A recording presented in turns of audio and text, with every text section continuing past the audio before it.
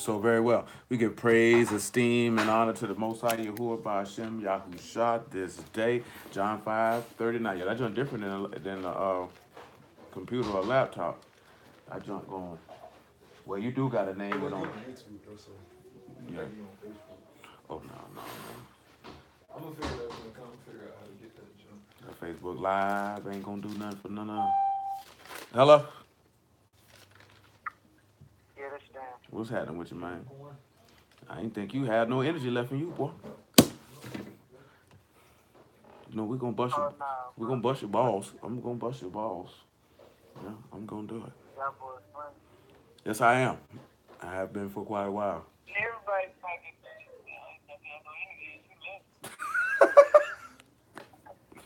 Shoot. y'all boys funny on. Yeah, we play with it. Shoot, I think everybody in here knows They're what the go. one. I think everybody knows what goes on the wedding night.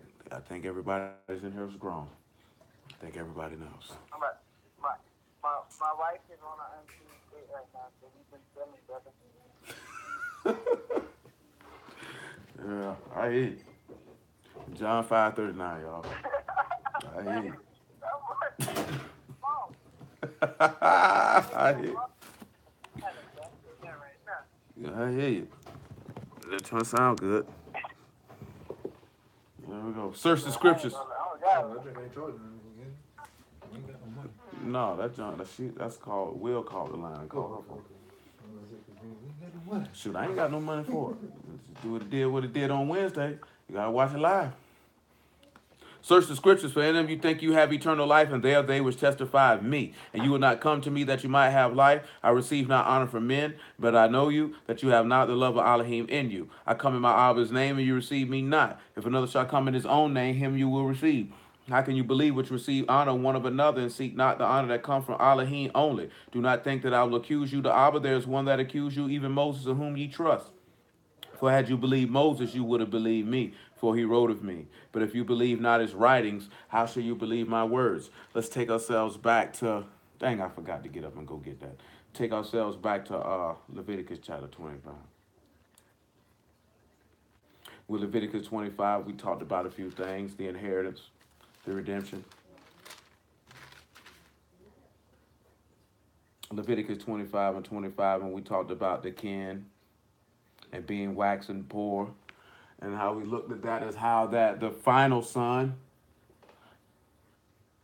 will join you together to the highest, or how the second Adam would join you together to Elohim or to Abba.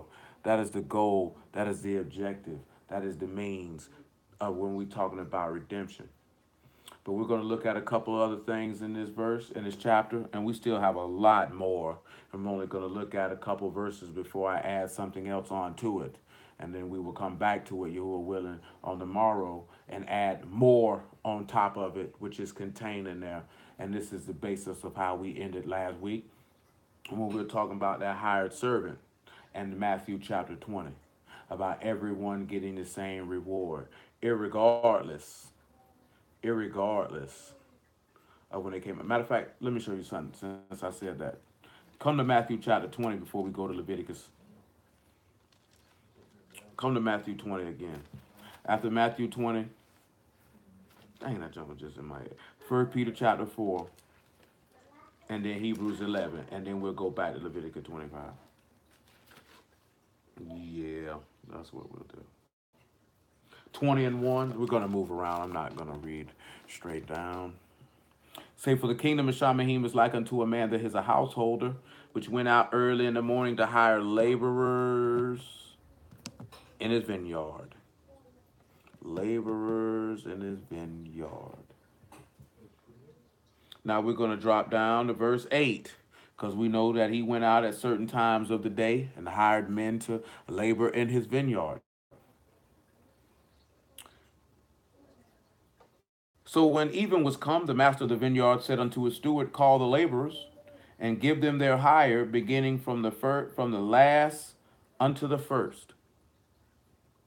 And when they came that were hired about the 11th hour, they received every man a penny. Let's pause and look at verse 8. What do y'all believe that he means when he says, call everybody from beginning from the last unto the first? and give them their hire or their payment.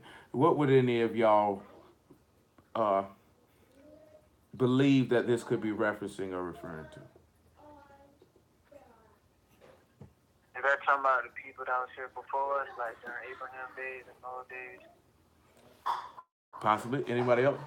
He said, give them their hire starting from the last one to the first one. Which I can't hold you to stand because unless you watched it later, this ties into something that I mentioned on Wednesday and actually mentioned just now in the course of this present conversation.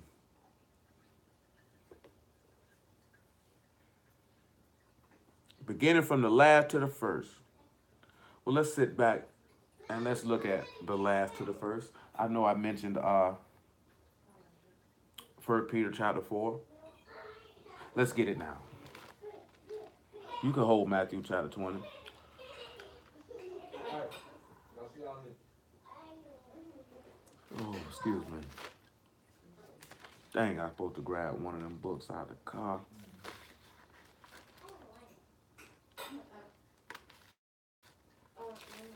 First Peter chapter 4 and verse 5. Who shall give account to him that is ready to judge the quick and the dead? For this cause was the Basar preached also to them that are dead, that they might be judged according to men in the flesh, but live according to Elohim in the Ruach. But the end of all things is at hand. Be ye therefore sober and watch unto prayer. So he states here that this is why the good news was preached to them that were dead. So again, he said that they give the reward to everybody beginning from the last to the first. So before we proceed to another location, I need 1 Thessalonians chapter 4.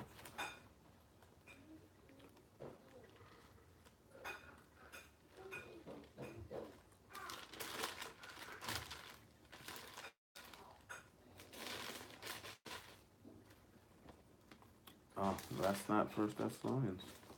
That's 2 Thessalonians. 1 Thessalonians chapter 4, verse 13, I would say. But I would not have you be ignorant, brethren, concerning them which are asleep, that you sorrow not, even as others which have no hope. For if we believe that Yahushua died and rose again, even so them also which sleep in Yahushua will Elohim bring with him. For this we say unto you by the word of the Master, that we which are alive and remain unto the coming of the Master shall not prevent them which are asleep.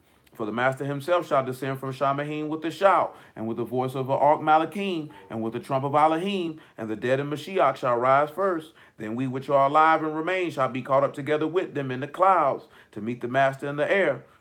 And so shall we ever be with the Master. Wherefore comfort one another with these words. Notice how Paul makes the statement that those which are alive and remain will not stop those that are asleep. Because the Master said the kingdom of Shamahim is like this. And he said, go, he told his steward.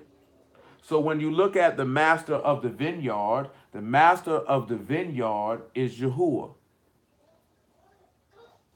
The steward of the vineyard or the caretaker of the vineyard is Yahusha, because he said, go and pay my laborers, beginning from the last to the first.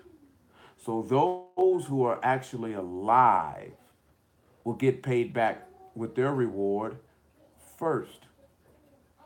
That when you're dealing with the last, of course, we mentioned the last Adam, or the last son, or the final son, which would be Yahusha. So in this instance, the last receiving the reward would be Adam himself. And nevertheless, let's go to what else did I mention? Hebrews chapter 11.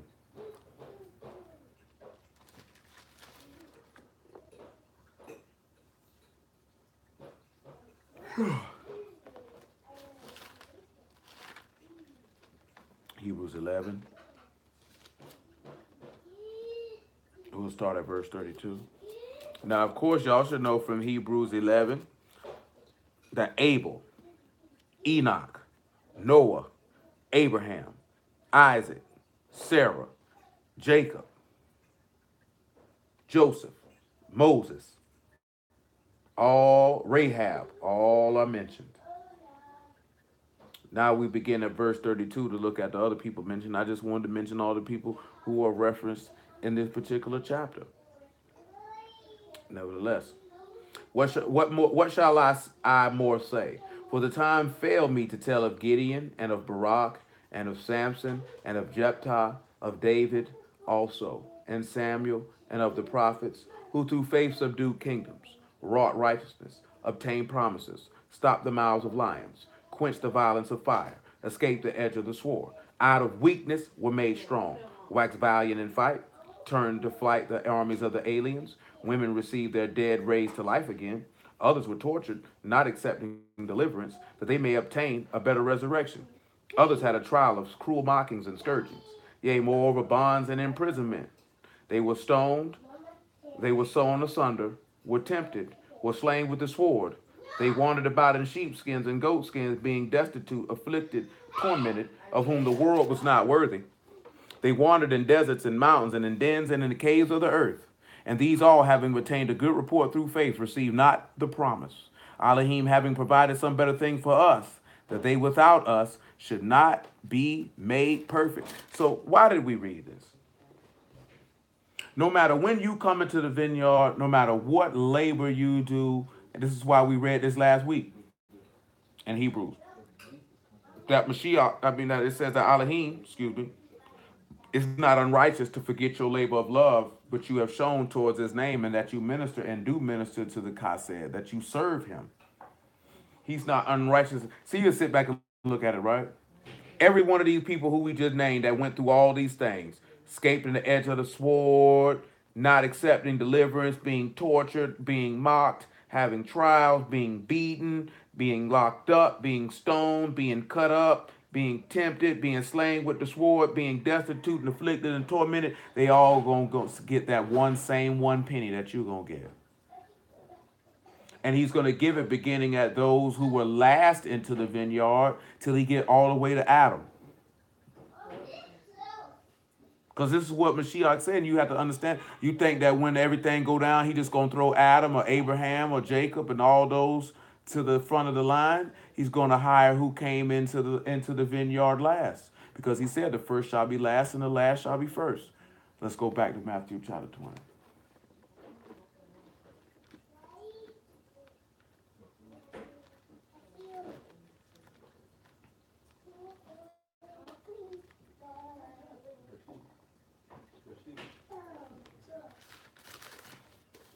Give me a second to get it. I'm kind of tired, so I'm moving kind of slow. Forgive me. We're in 20 and 8. Again, so when even was come, and why is that important? Why is that important? It says when even was come, that this is the time that he's coming to pay everybody. Why is that important? Hello, Abigail. Anybody understand why is that important? Huh? And one of the parables you said, when the midnight came, it was a loud shout or something like that. He said a cock crow at midnight. Also said in Matthew 25 that the bridegroom came at midnight. But more importantly, I'm looking for the testimony. Why is it? Come here, Abigail. Why is it important that he said that the evening is coming? Why is that important? When he was on the stage, sound went down when he was on the stage. Okay. Anybody else want to take a shot at that or roll the dice?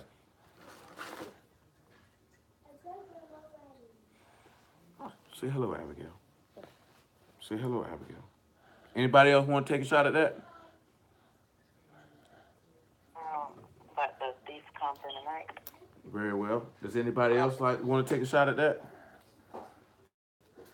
I actually referenced that already too. Would you like to get down? Bye-bye, Abigail. Well, let's take a look. Let's take a look. Amos chapter 5.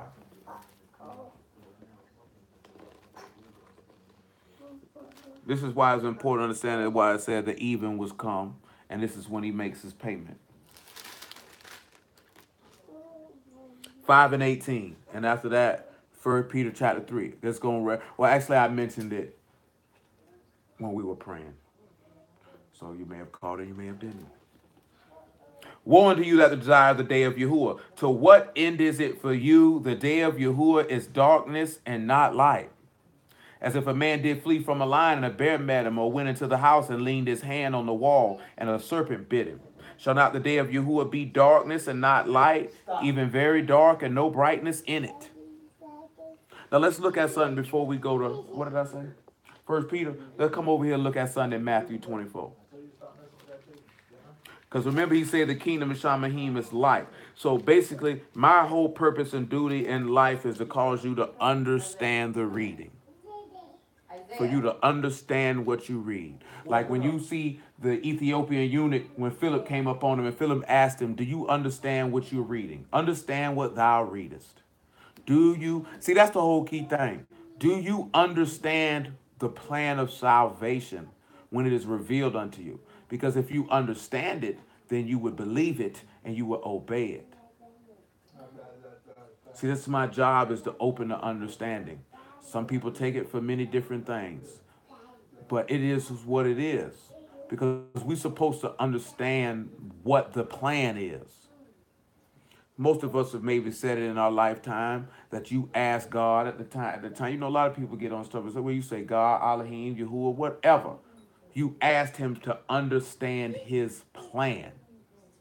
So why do we say that we want to understand his plan, and then when his plan is revealed, we don't actually implement said plan?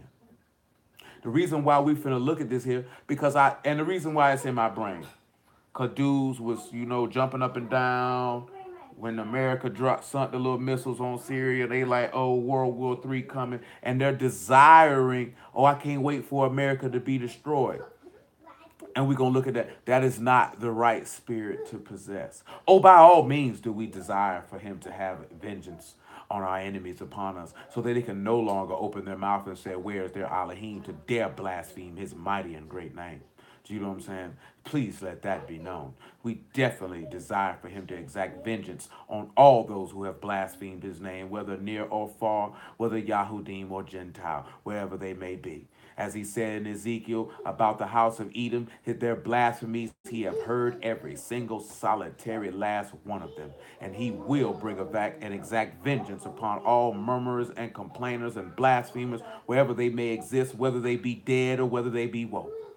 But nevertheless, ain't not nan single solitary one of us ought to be desiring the wrath of the living Elohim upon the face of this earth while you are breathing. Because it will not be anything that your heart will delight in witnessing, because it will be a day of death and destruction. This man just said it's like a day when a man run and get away from a lion, but a bear catch him. Now, I don't think none of us ever ran from no lion, but if you could visualize, you thought you breathing like, whoo, whoo, I got away from that lion, and there go Mr. Grizzly, waiting on you. Think about that. Matthew chapter 24, and verse 29. And after that, First Peter chapter. It's actually 2 Peter chapter 3, verse about 8 or 9. Let me hit this and then let us get us back on track. Immediately after the tribulation of those days shall the sun be darkened, and the moon shall not give her light, and the stars shall fall from Shamahim, and the powers of Shamahim shall be shaken. Then shall appear the sign of the Son of Man in Shamahim. Then shall all the tribes of the earth mourn, and they shall see the Son of Man coming in the clouds of Shamahim with great power, with power and great esteem. And he shall. So he said he shall. Yeah, we still here. Yeah. No, somebody just called. And he shall send his the line. Brother, that was just called my phone. He shall send his Malachim with a great sound of a trumpet, and they shall gather together his elect from the four winds, from one end of Shamahim to the other. So notice that Mashiach says that the earth won't give her light either. It tells you in Revelation that, quoting the book of Isaiah, how the stars will fall to the earth and all that there, but something just came to my mind for that. I'm going to hold that for this present time, unless I can find an artful way to weave that into our conversation this evening. 2 Peter chapter 3 and verse 8.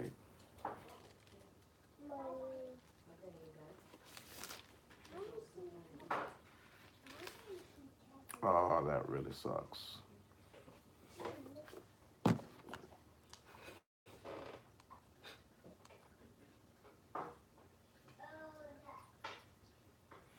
But there we go. Little muffin comes through in the clutch.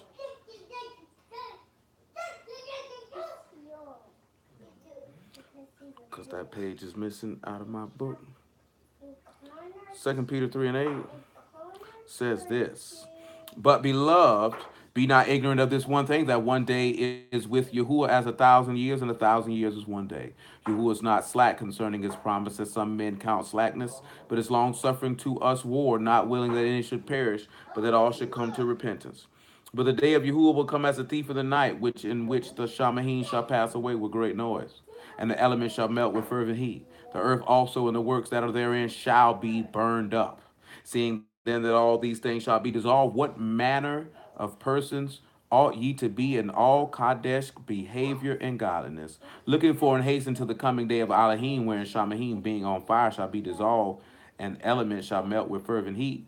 Nevertheless, we, according to his promise, look for new Shamahim and a new Eretz, wherein dwell righteousness. Wherefore, beloved, seeing that you look for such things, be diligent that you be found of him in shalom, without spot and blameless. Because, see, a lot of individuals, they desire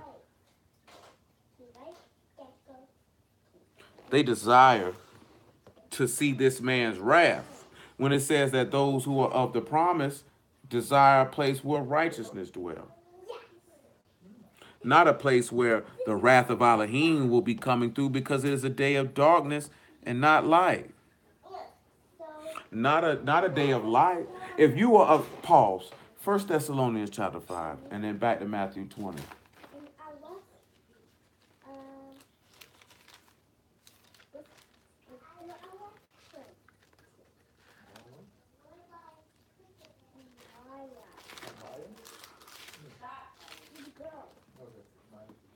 First Thessalonians chapter 5, verse 1. Amen. But the times of the seasons, brethren, you have no need that I write unto you. For you yourselves know perfectly that the day of Yahuwah shall come as a thief in the night.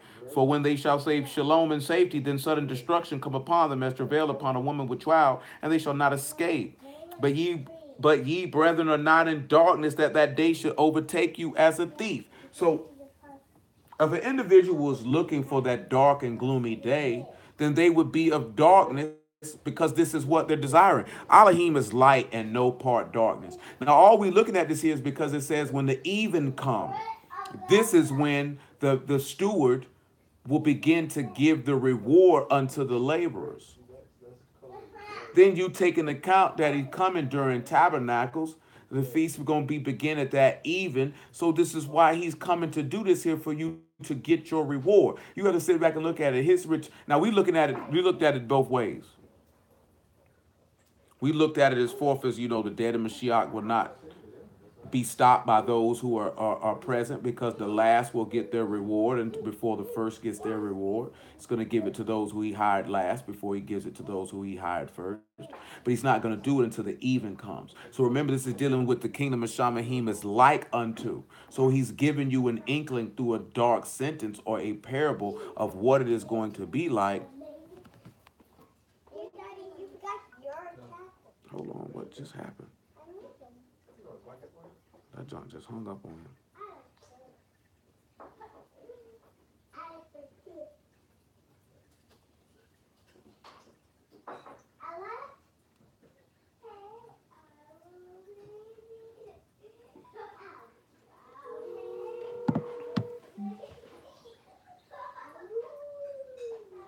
Yeah, I don't know what just happened. That the line's still on there? Yeah, no, I don't know why. I don't know what just happened. I guess it just dropped your call. So what we seeing is that he's giving us an inkling, so we know exactly how it's going to go down when he comes back. See, everything that we look at, even the most minute things that some individuals might feel like you flexing or this, that, there, and the third, is for the purpose that you know exactly how things are going to happen, exactly how Yahuwah through Yahusha said it's going to happen. Notice he said that day will not overtake you as a thief. Why?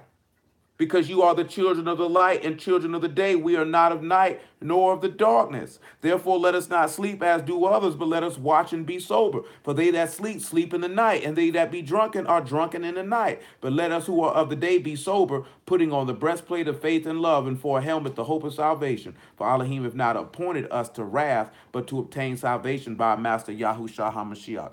Now, you know why is that important? That's important because when the wrath of Elohim were executed upon Egypt, it was nighttime. When we left out, it was nighttime.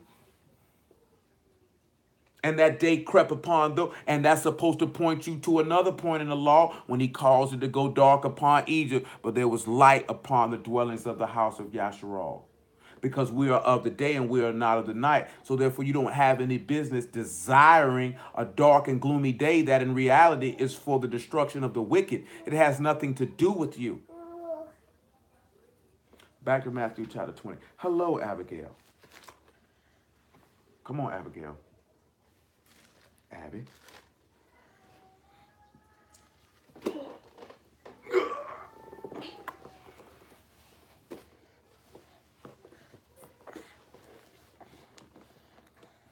Back to Matthew chapter 20. It's time for Abigail to get in the bed.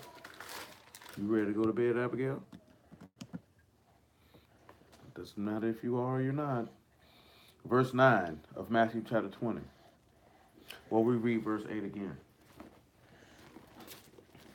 So when even was come, the master of the vineyard saith unto his steward, call the laborers. Now, when he say call the laborers, what do y'all think this means?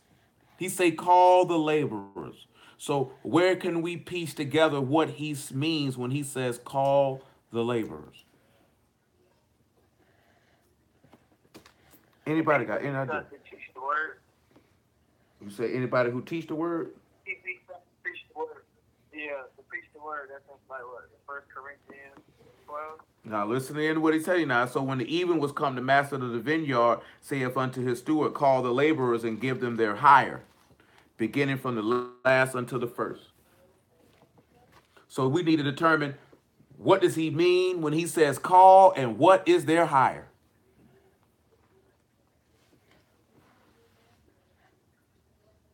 Actually, we already read that already too. Anybody else want to roll the dice? Go ahead, Stanley. That can't be the people he chosen from the foundation of the earth. That was written in the book of life. All right. Does anybody else want to roll the dice on that?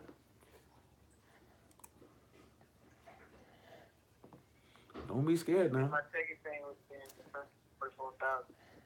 Mm-hmm. Anybody want to take a shot at that? Don't be scared. Now you ain't got to be scared.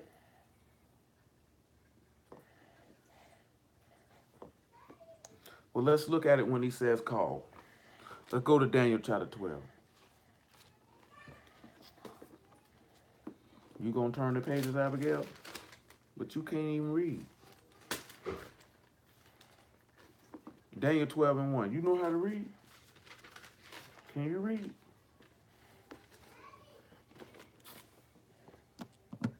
Tabby.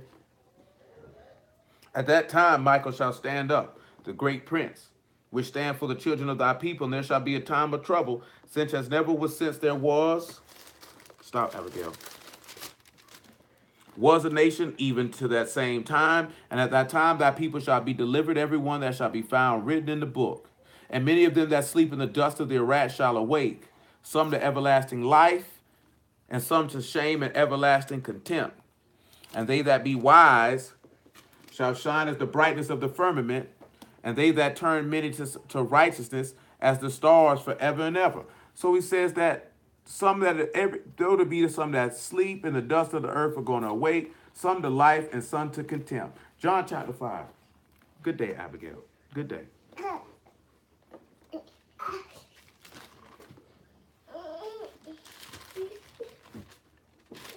John chapter 5, verse 25.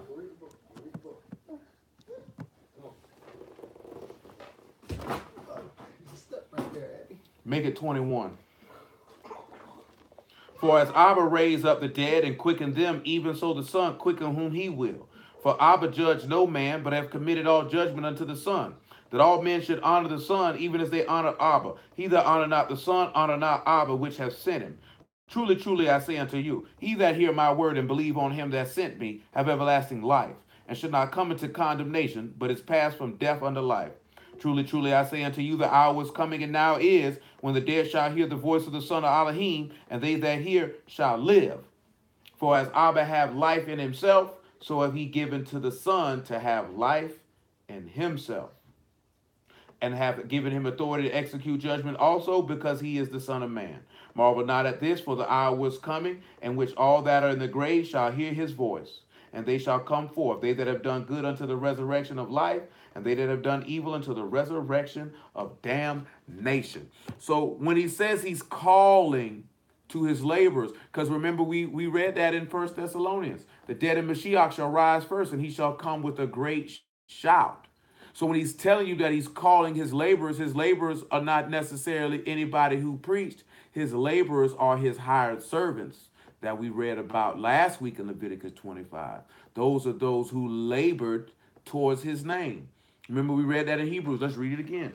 Hebrews chapter 5. Let's see Hebrews chapter 6, actually. So he's going to call. Remember, he called Samuel by what? By name. He told you in Revelation that if you overcome, he would give you a name that no man knew save the man who he gave it to. Because he's going to call you.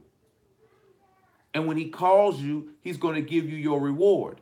And we'll go to 2 Corinthians chapter 5 to see what your reward is, which you should already know. And then we'll look in Philippians chapter 3 as well. So you should already know what the reward is that he is going to give you. That's why you're not looking for the day of gloominess. You're looking for the day of light and the new heaven and the new earth where righteousness dwells, because that's where Abba Yahuwah will dwell. Because we should know that from Revelation 21, that when he makes, and we'll read all of that, because it's all talking about redemption. It's all the same story.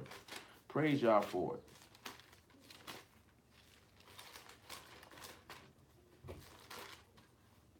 Six and 10. Hebrews 6 and 10.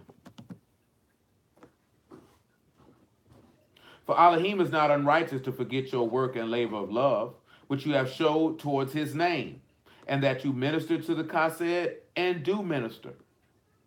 And we desire that every one of you do show the same diligence to the full assurance of hope unto the end, that you be not slothful, but followers of them who through faith and patience inherit the promises. He said this man is not unrighteous to forget your work and your labor of love that you show towards his name. Remember, he says that all scripture is inspired by Elohim and is profitable for reproof, for correction, for doctrine, for instruction in righteousness, that the man of Elohim may be thoroughly furnished unto good works. Paul says this is an exception as well to be accepted, that all men should maintain to good works. So your work, he told you, Paul wrote that you are the workmanship of Yahushua, and that we are beginning to begin a work in Hamashiach. That work is the work of faith through Kadeshness in this man's name.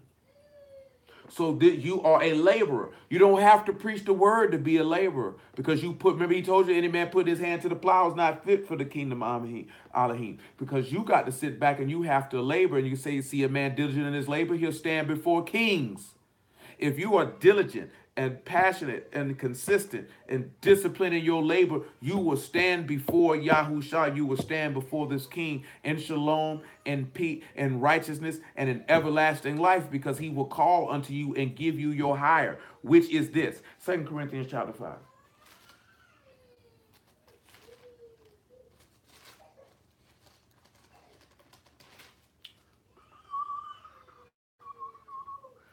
Second Corinthians 5 and 1.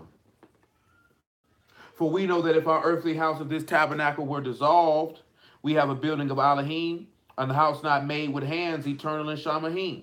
For in this we groan, earnestly desiring to be clothed upon with our house, which is from Shamahim. If so be that being clothed, we shall not be found naked. For we that are in this tabernacle do groan, being burdened. Not for that we would be unclothed, but clothed upon, that mortality may be swallowed up of life. This is what you desiring. This is your reward. This is your hire. Not only, what else is your hire? To eat manna, the hidden manna. I said it had to eat from the tree of life, which is in the midst of the paradise of Elohim, that he may give you a white raiment, and that your name don't be blotted out of his book, and that he might confess your name unto Elohim and his Malachim. Because remember, he that overcome, he shall be my son, and he shall inherit all things. This is what's going to occur. This is what is going to happen. Yeah. I mean, my car in the way, though. Oh, no, it's not. So this is what I want you to consider. This is what I want you to weigh. Think about that. That is your reward. He said he calling his laborers. He going to call you by name. That's why some of y'all done asked you, have you heard your name called before in your lifetime? And you went and said that you called me, and a person said, I didn't call you. But you know you heard your name called. Then you heard it again, and the person told you, I didn't call you. See, maybe Elohim was calling you to see what you were hearken. And maybe you didn't hearken then, or maybe you did. But as you got older, your heart got harder. And you heard him call and you still didn't listen. But now, at this present day and time, as you say you've been called into the gospel, make your election sure and hearken unto his voice so he can give you your reward. Because remember, he told you in Isaiah, I called, but none did answer. I spake, and they did not hear. But they chose to do evil before my eyes. Therefore, I will choose their delusions for them. And I will laugh at their calamity and mock at their fear. Think about that. He said, when I spake, they didn't answer. And when I called, they did not hear. They did not hearken unto me. They didn't listen with the intent to follow through with my instructions. So when he calls you in that day, it's because you heard his call and you obeyed it beforehand. When you hear the call, obey it. Nevertheless, Philippians chapter 3 and verse 18. Never mind. We don't need that. Come on back to Matthew chapter 20. Or they would just tell you, let's see, we sit back and get the body that Yahushua got to put off this vile and despicable body that we currently reside in.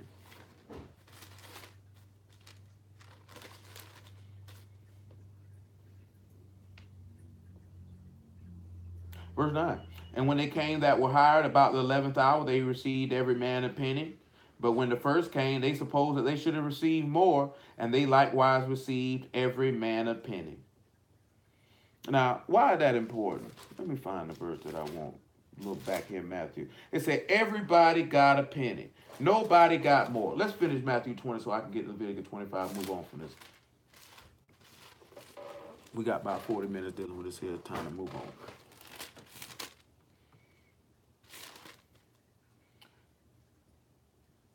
I'm in verse 11. And when they received it, they murmured against the goodman of the house, saying, these last have wrought but 1 hour, and thou hast made them equal unto us, which have borne the burden in the heat of the day.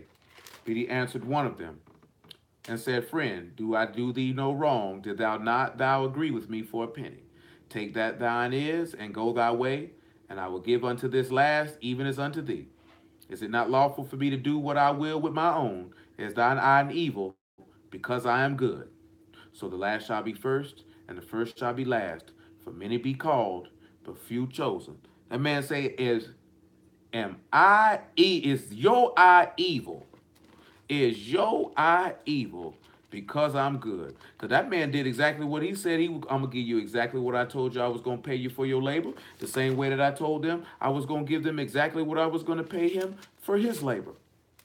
But yet nigga get mad because people always feel like they should always have more because they felt like I did more. But just like Hamashiach told his apostles in Luke chapter 17, say, who's greater, him that sitteth at meat or him that served? They say, him that sit at meat. He said, I was one amongst you as him that served. Therefore, when you've done all these things which have been commanded you, say, we are unprofitable servants. We just did what it was our duty to do. See, I think a lot of times that we forget that you just doing your duty. You ain't doing nothing out of the ordinary. You ain't going above and beyond the call of duty. Does it make any difference if I've been dealing with the word for 10 and somebody been dealing with it for 6 months and they get in the kingdom? Am I supposed to be like, why he got a crown? I supposed to got his crown. Do you see how asinine that thinking is? We bear the responsibility of the day and the heat. And so what? You agreed to do it for this penny. Everybody who said everything in this covenant we will do, you agreed to do it. You agreed to do it. What you thought you was going to get a little bit more because you did it longer. That's how people be feeling. Because people have turned the word of Yahuwah into a vast competition. A vast competition. Hold on, I gotta pull this verse. And it's not a competition. It's not a competition in the least bit. But you can't tell people that. And it is what it is. I need to find the verse that I want. Give me a second.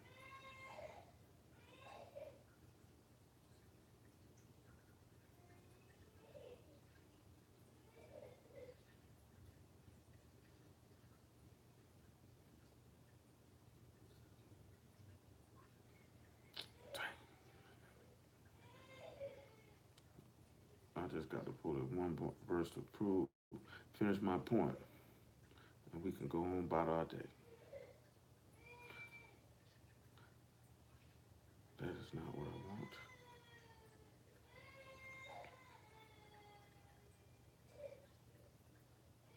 Oh, I know where it's at now.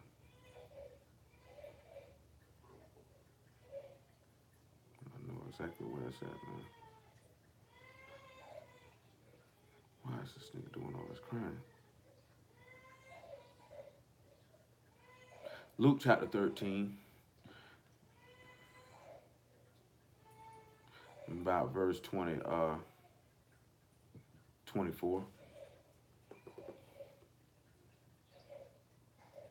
Well, 22. Luke 13 and 22. And he went through the cities and the villages, teaching and journeying towards Jerusalem. Then one said unto him, Master, are there few that be saved? And he said unto them, Strive to enter in at the strait gate. For many, I say unto you, will seek to enter in and shall not be able. Once the master of the house is risen up and have shut the door, and you begin to stand without and to knock at the door, saying, Master, Master, open unto us. He shall answer and say unto you, I know you not whence you are. Then shall you begin to say, We have eaten and drunk in thy presence, and have taught in our street, and thou hast taught in our streets. But he shall say, I tell you, I know you not whence you are. Depart from me, all ye workers of iniquity. There shall be weeping and gnashing of teeth when you shall see Abraham, Isaac, and Jacob, and all the prophets in the kingdom of Elohim, and you yourselves thrust out. And they shall come from the east, and from the west, and from the north, and from the south, and shall sit down in the kingdom of Elohim. And behold, there are last which shall be first, and there are first which shall be last. So why did I read that? To sit back and tell you. Not only did he mention the fathers, but then he mentioned the prophets. And then he told you that people would come all over the place and sit down at the same table and eat from the kingdom, eat in the kingdom of Elohim. And not one person would be greater than the other. And not one person would get another reward that was greater than another person. They would all be there. The only people who wouldn't be there would be those who work iniquity. So what is the moral of that story? Enter in at the straight gate and don't work iniquity. Leviticus chapter 25.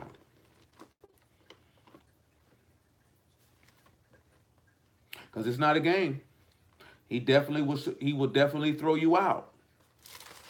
I think a lot of people want to test him and try him like he ain't gonna throw him out. I would advise you strongly, don't play with that man like that. Shoot, I ain't gonna say play with him. Don't play with yourself. Leviticus chapter 25. We are in verse what? 27. Yes, we're in verse 27. I'll read verse 26. He said, if the man have no man to redeem it, and himself be able to redeem it, then let him count the years of the sale thereof, and restore the overplus unto the man to whom he sold it, that he may return unto his possession.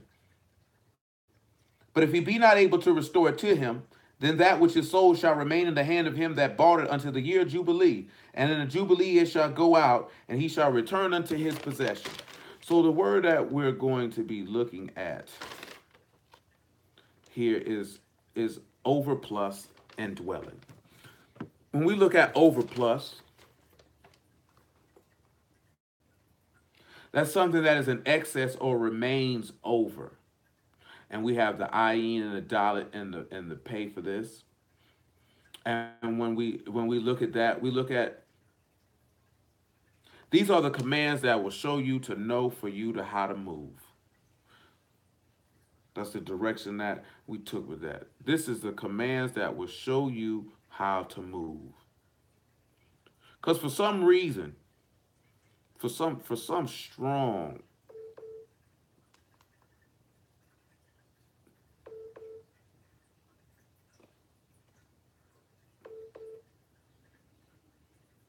yes, Michael. Yes. Oh, you got a phone. Yep. Yep. Very well then.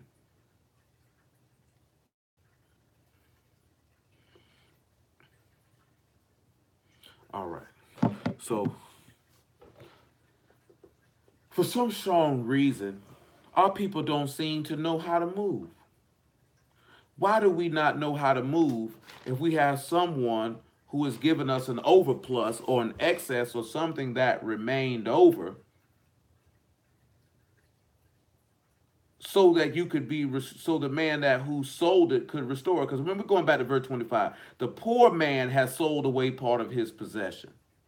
So we looked at that poor man in two different fashions. We looked at that poor man as being Yasharal and selling his possession by the means of sin. But then we also looked at that as Yahushua, relating back specifically to there be a man who maketh himself poor yet have great riches. And the ransom of a man's life are his riches. So this man who was waxing poor sold away part of his possession. There was no fleshly kin who could redeem it for him. So that was his Abba who redeemed it, if you hearken back to Wednesday. And then he redeemed that which this man sold. So now it said, if he have none to redeem it, himself be able to redeem it. That takes us back to when Yahushua said, I lay my life down and no man take it from me, and I pick it up.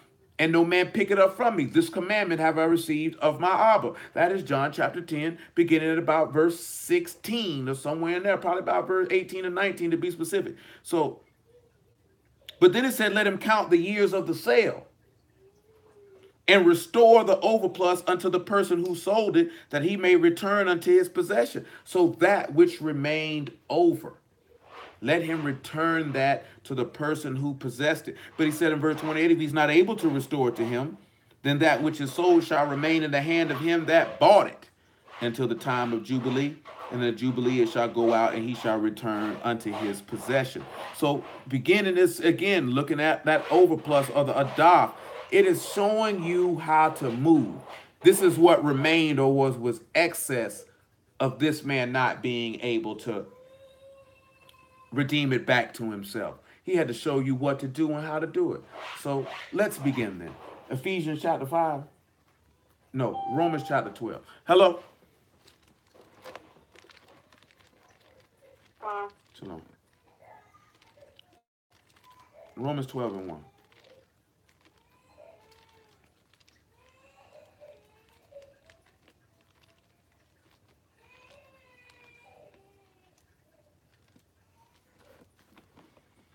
I beseech you, brethren.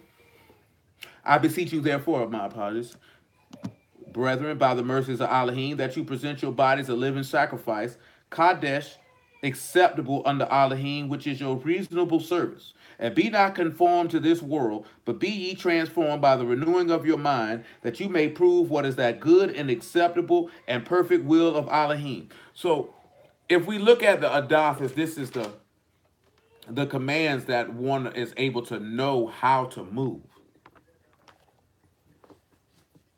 And Paul just stated that we should be able to be renewed in our mind, that we would know what is the good and acceptable, perfect will of Elohim, which means we would know how to move because that which remained over.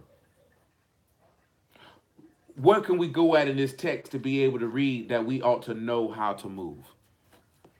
Who can know what we can read, what this book tells us, how we ought to move?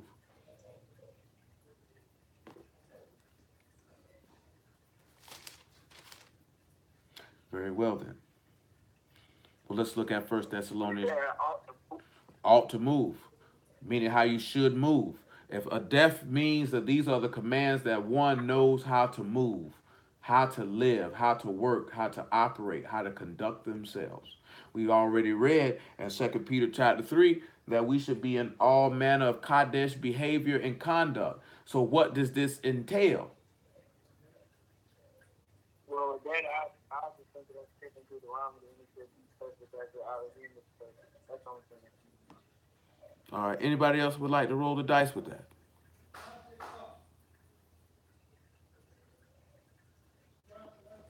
Some of these things we just looked at recently, and we'll look at them again. But one of the first things we're going to look at is 1 Thessalonians chapter 4, about verse 5. And after 1 Thessalonians chapter 4, we're going to read 1 Peter chapter 4.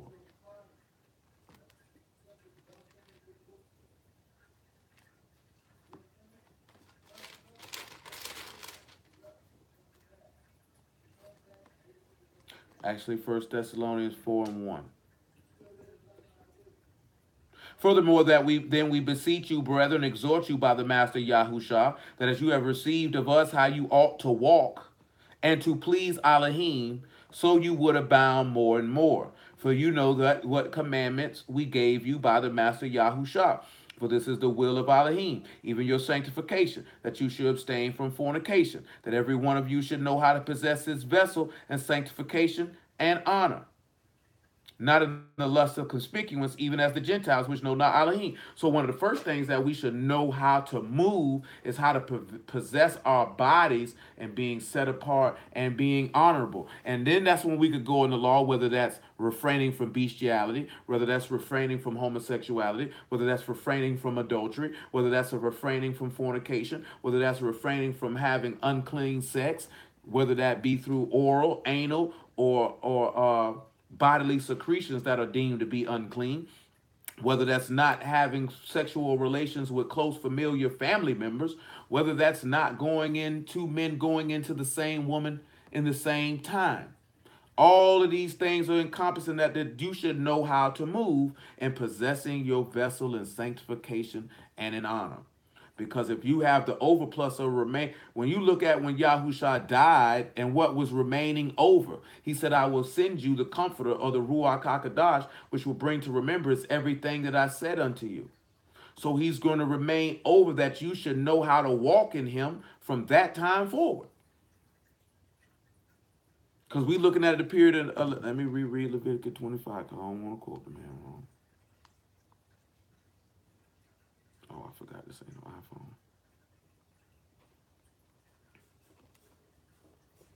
So when you look at what he said, if the man is able to redeem it himself, then let him be able to redeem it if nobody's able to. And let him count the years of the sale and restore the surplus, overplus, unto the man unto whom he sold it, that he may return it unto his possession. So that which remains over, he has to give it back.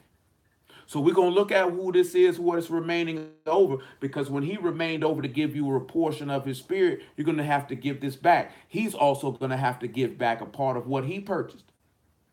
Since I've mentioned that on the part of what he purchased as just an interlude before we continue to look back of how we ought to walk, let's go to Galatians chapter 4.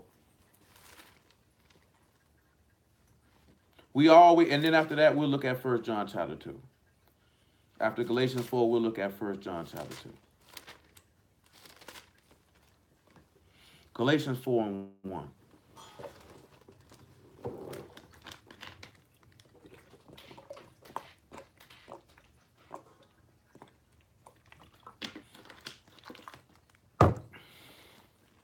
Now I say that the heir, as long as he is a child, differ nothing from a servant, though he be master of all, but is under tutors and governors unto the time appointed of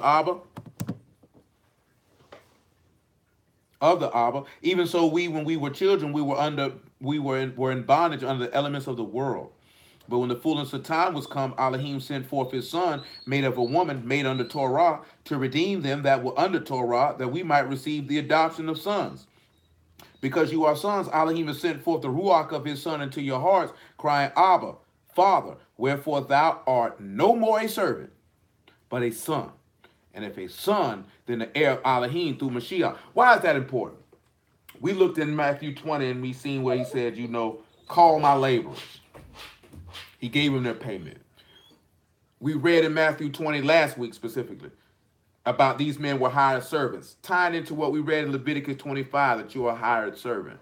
You will sit back and look at it, is right, is that you are a servant, but upon the time of your translation, you become a son of Elohim. And therefore, if you are a son, you will inherit all things, or you will inherit that same possession. The same possession that was given under Yahushua will now become your possession. The same kingdom that is Yahushua's becomes your kingdom. But we're also going to look at as he gives back that surplus. Because right now we in Yahushua's hands. Remember he said, my Abba. Let's look at that. John 17 before we look at 1 John chapter 2. And all that's still here is still tying into what we talked about redemption and ransoming and things of that nature.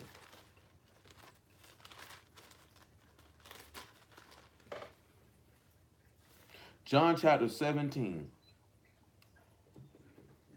and verse 10. He says, all mine are thine, and thine are mine, and I am esteemed in them. And now I am no more in the world, but these are in the world, and I come to thee, Kadesh Abba. Keep thine own name, keep through thine own name those whom thou hast given me, that they may be one as we are. Now, in John chapter 10, if I'm not mistaken, I'm going to look at it because I don't want to quote the man wrong. In John chapter 10, about verse 26, he said that no man can pluck anybody out of his hand, because Abba gave them to him, and Abba is greater than all, and no man is able to take them out of Abba's hand, because him and his Abba are one. Now, remember that when we look at it, the brother being waxing poor, and there was no one to redeem it, so his closest kin could redeem it. That closest kin is Yahuwah, and we looked at that in regards to that on Wednesday. But then we also look at if no man can do it, the man can redeem himself. And we seen that with Yahushua as well. So, nevertheless, when we look at that, these are his possessions, or the things that remain over, it's because his commands give us the ability to know how to move. There's no way in the world that you say you got the word of Elohim inside of you and you do not know how to move, or you do not know how to make wise decisions, or you are not a man of understanding or a man of the knowledge of Elohim in order to know how to move.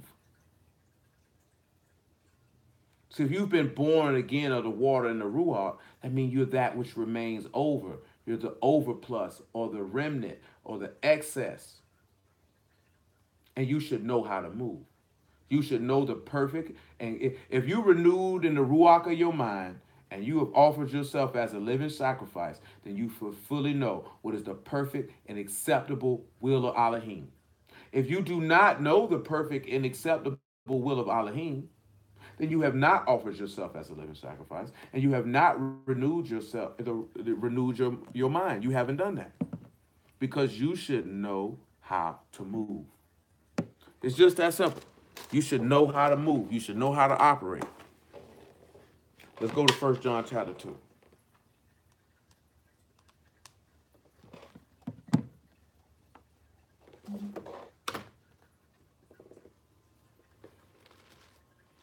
Two and one, I surmise.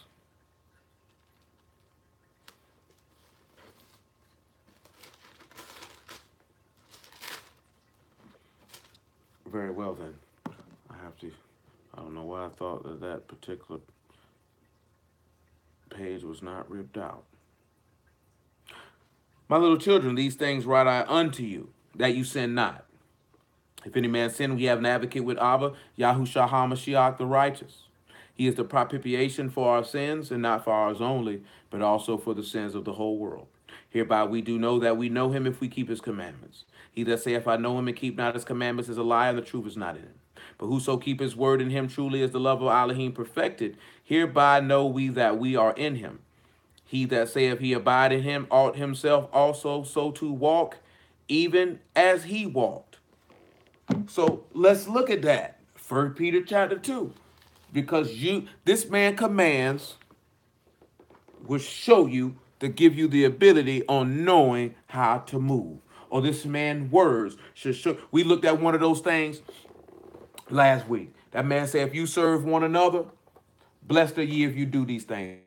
I, being your master and Lord, have washed your feet. You ought to wash one another's feet. Here's a commandment that I give you, that you love one another.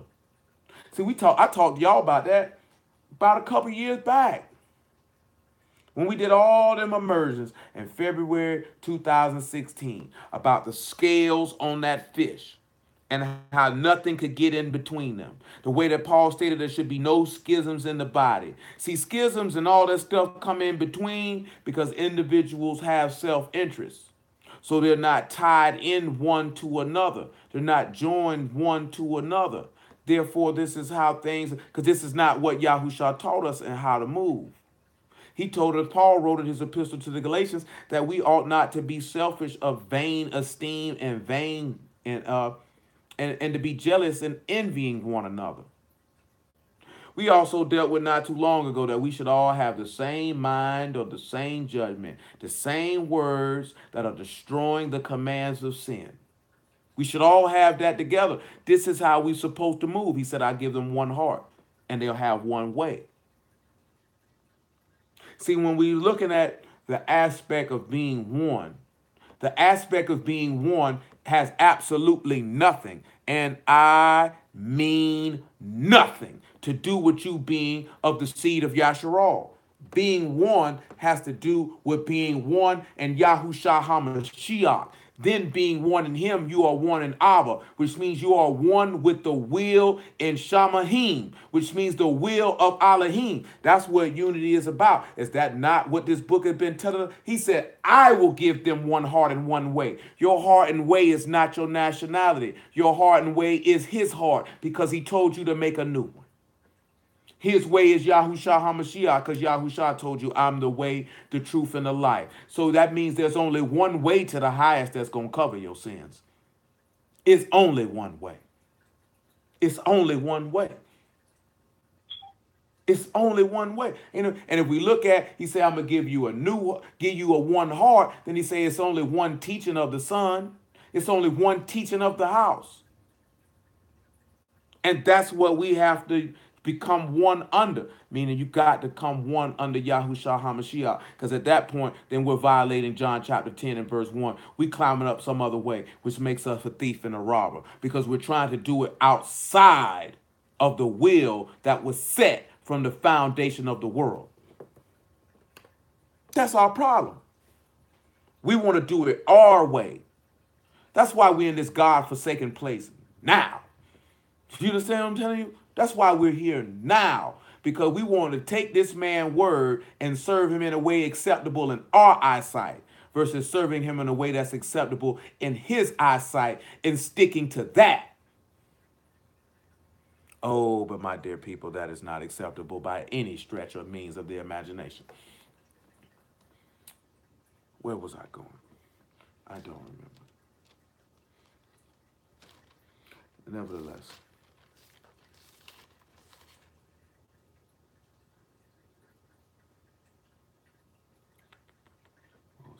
Before that.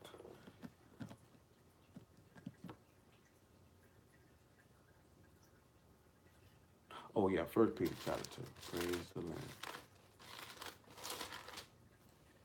1 Peter chapter 2, verse 18. If y'all do anything, I just want you to do one thing. That's be united in your Elohim, not united in man. Don't never be united in man. Be united in your Elohim. Therefore, being united in your Elohim, then therefore you will be united with men and women who are united in him. Because at the end of the day, we read it on Wednesday. He said, Father, make them perfect in one, in us. Not in each other, in him. That's the key point. If you want to unify with Elohim, and then therefore you can unify with those who are unified in Elohim. The bottom line, that's how this works. That's how it goes. This man said he don't have a fellowship with a throne of iniquity. He don't do it. See, niggas could take it however they want to take it. I personally don't care if they don't like it. I ain't uniting with a nigga just because he know he a brew. I could care less about that. I'm not moved buy it. That don't stir no joy in my heart. Because you can know you a brew and be the wickedest, most low down, dirty, no good bastard that has ever walked this earth. Period. You know what I'm saying? You could talk all the smooth stuff. You could talk this, that, then, and the third. That mean absolutely nothing to me. You know what I'm saying? Because niggas is flawed and niggas is sour. And you know how I know this? I know this not just because of my dealings with men, because everything written aforetime was written for our learning. I can read in this book and see it before I even start to even begin on talking about my own personal experiences, which I have bear witness to or have direct relation to because I went through it myself. I can just read that in the text of how idiotic, unbelieving, and stupid niggas can be. Look at all them people who united with Korah. They thought they were right. Them niggas died. I'm not going out like that, man. Look at all them people who around here united talking about murmuring and complaining, crying for flesh to eat. Them people died. You think about that. You think about that. That man say broad is the way. All you niggas uniting, I don't want nothing to do with you niggas. Because this man say, many are called, few are chosen. I know full well this man ain't fooling with all you niggas. Now if I read this book and then look, I know that man ain't fooling with y'all. You know what I'm saying? Not in this capacity. I'm not talking about select. I'm talking about a large, swathing group of individuals calling that Yahuwah unite. No, I know that man ain't got nothing to do with that. Because he ain't never did that. When I turn around and we look at it and we discuss it, all those people who came out of Mizraim and only 2 people over the age of 20 got in. Boy, I'm not fooling with all you niggas, man. Because you be the same niggas say it's giants in the land. That ain't no good land. I don't want nothing to do with it and get me killed because I'm fooling with you. Same niggas that was around here talking about we don't know what happened to Moses, man. Make us gods, Aaron. All them people out there, only the Levites stood to the side and said, boy, we ain't got nothing to do with that, man. All them niggas was unified together. You have to think about that type of stuff, man. If this stuff written for our learning, why we ain't learning nothing? We supposed to know how to move. If you the remnant or the overplus or that excess or that which remains for Yahushua or that which remains for Yahuwah, you supposed to know how to move. Why you getting wisdom? You don't know how to move. So if you're getting wisdom, then you're supposed to be getting understanding, which means you're supposed to get an insight through your ability to know how to war. Why do you not know how to move? Everything I just mentioned was talking about how you're supposed to know how to move. If you a man, you're supposed to know how to move. You're supposed to know the first thing you're supposed to move is to provide for your household. To nurture and cherish and honor your wife, to teach your children Torah. You supposed to know how to move. If you a woman, you supposed to submit to your husband in everything and keep the house and love your husband and love your children. You supposed to know how to move. And if you don't know how to move, then you ain't supposed to bust a move till you know how to move. See, a lot of times, and don't get me wrong, in some aspects in a natural sense, people tell you, man, just jump on out there and learn it as you go. But when it comes to word of Yahuwah, you better make sure you know how to move before you jump yourself out there and put yourself in positions and places that you may not be ready for, and Yahuwah calls it to crash upon your head, either for your destruction or either for your correction. And either way it go, why let stuff come crashing on your head when you don't have to? Nevertheless, servants, be subject to your masters with all fear, not only to be good and gentle, but also not only to the good and gentle, but also to the froward. For this is thankworthy if a man for conscience towards Elohim endure grief, suffering wrongfully. For what esteem is it when you be buffeted for your faults, you shall take it patiently. But if when you do well and suffer for it, you take it patiently, this is acceptable with Elohim. For hereunto were you called, because Mashiach also suffered for us, leaving us an example that you should follow his steps, who did no sin. So that's the first thing you're supposed to know how to move. You're supposed to know I ain't supposed to sin. Neither was guile found in his mouth. You ain't got no business telling lies. You ain't got no business running game. Ain't supposed to be no deceit in your mouth. None. Pause. Proverbs chapter 8. Ain't supposed to be no deceit in your mouth. You're supposed to know how to move. That's all we talking about, just knowing how to move. If you're going to be that remnant, that overplus, that which remains, you supposed to know how to move. See how we could tie that into stuff in the law? You see how we could tie that into Caleb and Yahushua, son of Nun, and those who were under 20 that got in? See, those two men, they knew how to move. They knew how to move. When you talk about overplus don't mean it got to be a lot. It's just the excess of what remains over. Don't mean it got to be a bundle. You could have two excess, what's left over. And if you're a part of what left over, you're supposed to know how to move. All them people that came out there on Pentecost, and only 3,000 people knew how to move. Know how to move. He say, be circumspect and wise, not drunk in wine, but in excess of wine, but in the Ruach, knowing exactly what the will of the master is, the will of Yahuwah is.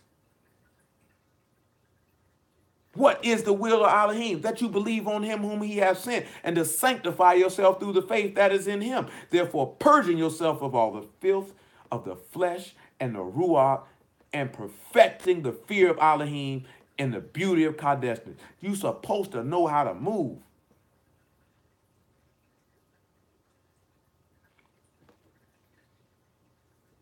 I praise y'all. I had a lot of people in a lot of situations and areas that tell a nigga this how you supposed to move and handle this. But you know what's wrong with niggas? Is you could tell niggas how to move and a nigga gonna move stupid anyway. Cause he's a nigga. Cause niggas don't listen. Do you know what I'm saying? I'm gonna tell you something real, man. And I was always like this from a child. But if I know a nigga done been through something or is doing what I'm trying to do, then I'm gonna listen to what this nigga's telling me. Because he already knows. I don't know. So he can tell me how to move. I'm not finna be like dismiss a nigga who doing what I'm trying to do. And he's being successful at it, or can tell me this is why I was unsuccessful. So don't make this move or decision that I made because this is how it blew up in my face. But I'm going to take up most of y'all young. Niggas be young and you can't tell them nothing. Because they think they know everything, but you've never done anything. And you won't let somebody who's done something try to tell you something so you can actually be better than they were. Because that's why they telling you. Because they want you to be better than them. They don't want you to do what they did. They don't want you to make the mistake that they did. Or they want you to have better success than they had if they were attaining success in what they were doing. Because contrary to popular belief, people who are really successful, and that success is not dictated in how much money or material that they can attain. It's the level of success or whatever they put in their hand to. They seek to enhance those who are doing the same thing as them. And they actually want that young person to be a better version of what they did. And niggas don't listen. But we always scream we want mentors and elders and people to teach the youth and tell the youth. But why do the older people want to teach and tell you niggas, son, and you niggas don't listen? Why would they want to waste their time? They feel like this nigga ain't going to listen anyway. Or you catch an attitude with him. Because the reason why I mentioned this here because I was listening to something. Before I continue in Proverbs chapter 8 and about verse 4. It was only in America. This is the only culture that doesn't uphold age. Like when your people get old, you throw them in a home. We disrespect old people. Oh, he an old head, he this, he that, this, that, there, and the third. And when you go in other cultures, they don't do their elders like this. Elders are venerated because the youth in those cultures, they come to them because they know these people have wisdom because they've been living.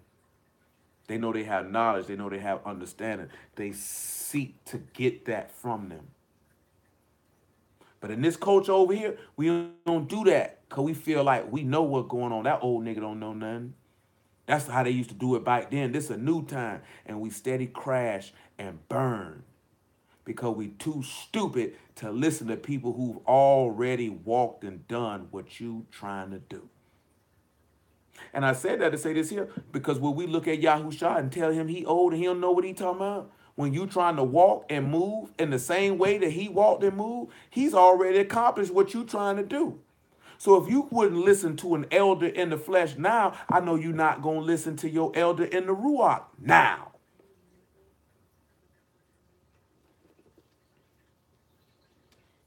And when I say that there, I ain't talking about just people in the word, just period. If you see somebody got time on this earth, give them the benefit of the doubt and listen to what they got to say. If you got discernment and wisdom, you're going to be able to tell rather quickly if they a fool. Because just because you old don't mean you got wisdom. But if you got discernment, you should be able to pretty much tell this nigga is stupid. Oh, yo, he dropping something heavy. I'm going to hearken to his voice. You know what I'm saying? Don't be running around here with that youthful pride. Think you know this, that, then, the third. You better let people pull your coattail and open your ears to what they got to tell you. Proverbs 8:4. Unto you, O men, I call, and my voice is to the sons of men. O you simple, understand wisdom, and you fools, be ye of an understanding heart. Hear, for I will speak of excellent things, and the opening of my lips shall be right things. For my mouth shall speak truth, and wickedness is an abomination to my lips. All the words of my mouth are in righteousness. There is nothing froward or perverse in them. Let's go back to 1 Peter chapter 2. That's what he mean when he tell you ain't got no guile in your mouth. You ought to be saying the things that are correct. Shouldn't be nothing. Froward is to be rebelliously contrary. Oh, stubborn nigga. A stupid nigga. Because a stubborn nigga is a stupid nigga.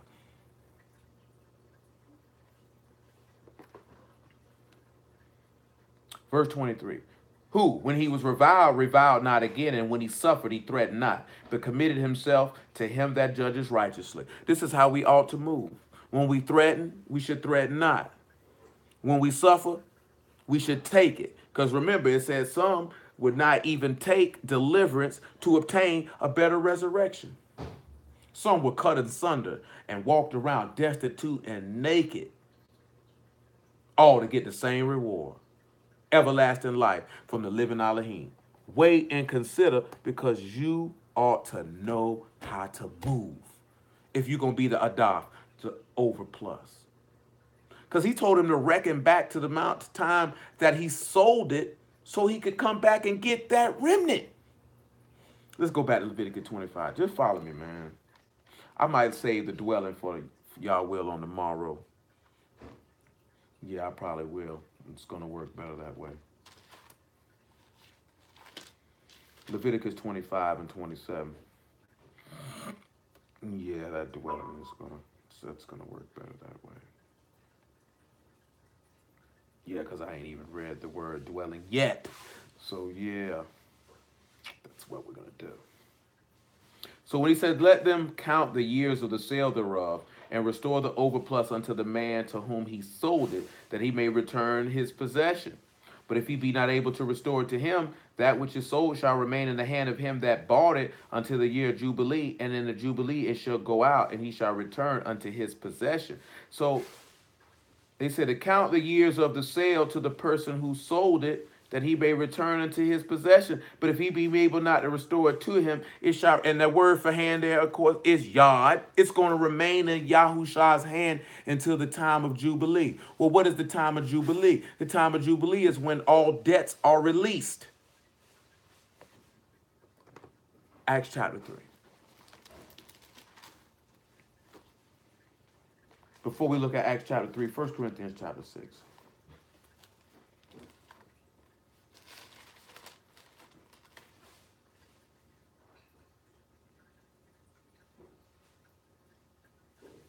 First Corinthians chapter 6 and verse 19.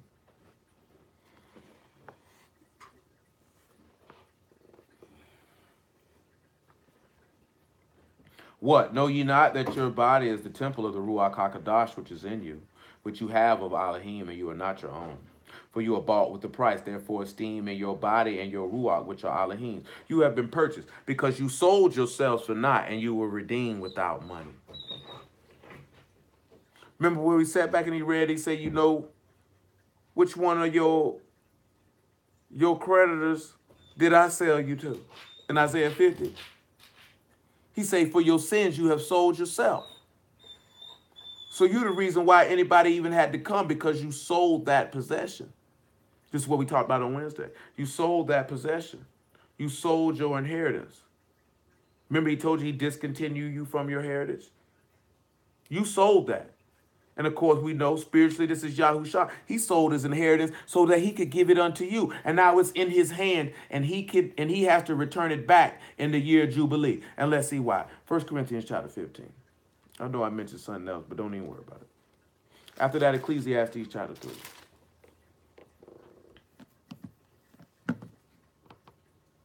Oh, we still got plenty of time. I just want y'all to sit back and look at that. That which remain, and remember, right, if that which remains is remaining in his hand, you see that pertains back to what we talked about in John chapter 10 and John chapter 17, that which remains over of those who are following the commands to know how to walk, to know how to move. We supposed to know how to move if we serve Yahuwah. You supposed to know what to do. You're supposed to have the wisdom and the understanding to know how to operate. To whether to sit back to bust a move or to sit back and let a nigga play itself. Because Yahushua sat back and let people play themselves all the time. It ain't hard to do because he know how to move. See, and when you know how to move, then you know how to keep yourself in the times of temptation. And when I'm talking about temptation in this instance is, and I'm referencing Yahushua specifically with these examples. When they came and tempted him with the corn, because he knew the commands and knew how to move, he didn't feed into that foolishness. When they came to tempt him with the woman who had been married to the 7 brothers that they all died, he knew exactly how to hit them. When they came at him about when Peter did the thing with the taxes, he knew exactly what to do. He knew exactly how to move. When they angered him, when he was healing the man with the withered hand, or whether when he was healing the woman who had the issue of blood, he knew exactly what to say, and he knew exactly how to move, because he knew the wickedness of the individual was around him, because he knew the commands. That's why he told you to be wise as serpents and harmless as doves, because when you have this word, you should be that wise.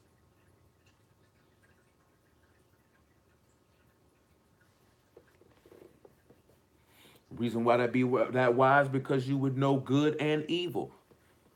So therefore, you should be able to spot evil and see it and know how to handle it and know how to move.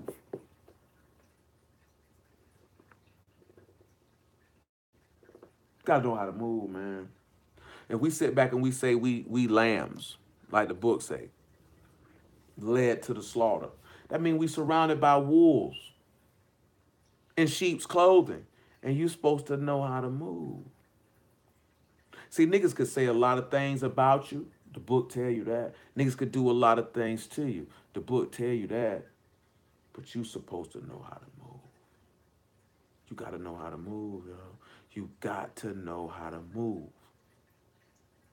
Not only in your behavior, but in your dealings with people, whether they be righteous or whether they be wicked. Does not the book say if your enemy hunger, feed him?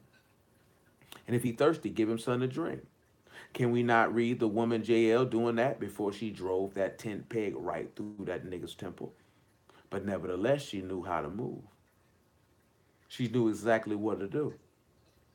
You got to know what to do.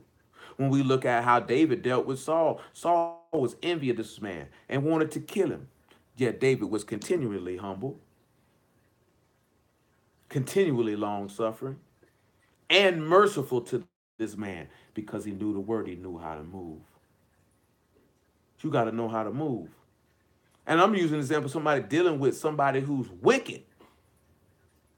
Because it shouldn't be hard to deal with somebody who's righteous. He told you to love your neighbor as you love yourself. That ain't hard. But do you have the wisdom to know how to move in a room full of vultures and snakes? That's a true testament of your wisdom. Pay attention to Yahushua. You think he was running around in a room full of saints? If just and upright men, this man was navigating around sinners and vultures and generations of vipers and snakes. That's what he was moving around. Look at how he moved. See, if we just read in 1 John, they said we ought to walk as he walked. All niggas use that for is, look, he got the commandments, keep the commandments. Pay attention, nigga, and stop being simple. And focus and look at how the man moved. Really look and examine how he moved. These people went to try to make this man king. This man slid up out the way. And this is the king of kings and master of masters and the son of the living Elohim. And he knew this was his throne. And he knew this was his birthright. And he still was humble enough not to take that credit and slid out the way. Or what about when he was tempted by the adversary and he looked that man right in the face and hit him back with that script and resisted him in the face that caused Satan to flee? Look at how he moved. Know how to move. See, that's wisdom. That's understanding. Wisdom and understanding ain't just a reciting back of book, chapter, and verse. It's knowing how to move and to operate. And see, because niggas love to scream in the world. Yeah, we know that. It should be easy to deal with sinners because you already know what type of time they on. But what about niggas who profess to believe the faith? Did not Yahushua say that the men would kill you and think they would do Elohim service and put you out of their synagogues? Wouldn't you need to know? When he told you to be wise as serpents and harmless as doves, he wasn't telling you to know how to operate around sinners. He was talking about people who profess to serve you who are like you do. But see, I be wrong. Niggas say I'm wrong if I mention this type of stuff like, what book you niggas reading? What you niggas reading? Pay attention. Look at the fine print, nigga. Focus. I could go on for days. What about when he healed the man and he told the people, told the man, your sins are forgiven. This man blasphemed. How he got power? He say, so you can know I got power on earth. I know your thoughts. I know them wicked intents of your heart. I already know what you're thinking. But I wanted this man to know that there was grace and mercy with him. Or what about when they came to try to stone the woman for committing adultery? And he told them, whichever one of y'all ain't got no sin, go ahead and kill the lady. If not, kill yourself. You got to know how to move. What about the fact when his flesh told him, boy, you don't want to die? He said, not my will be done, but thy will be done. He had to know how to move. Let me relinquish myself to the will of Elohim and commit my trust unto him. Because I know he judges righteously, consistently. Because he's not a man that he should lie, nor the son of man that he should repent. If he say it, shall he not do it? If he will not suffer his Kadesh one to see corruption, will he not suffer me to see it? I think he will not suffer me to see it. I think he will cause me to live and live it for eternity.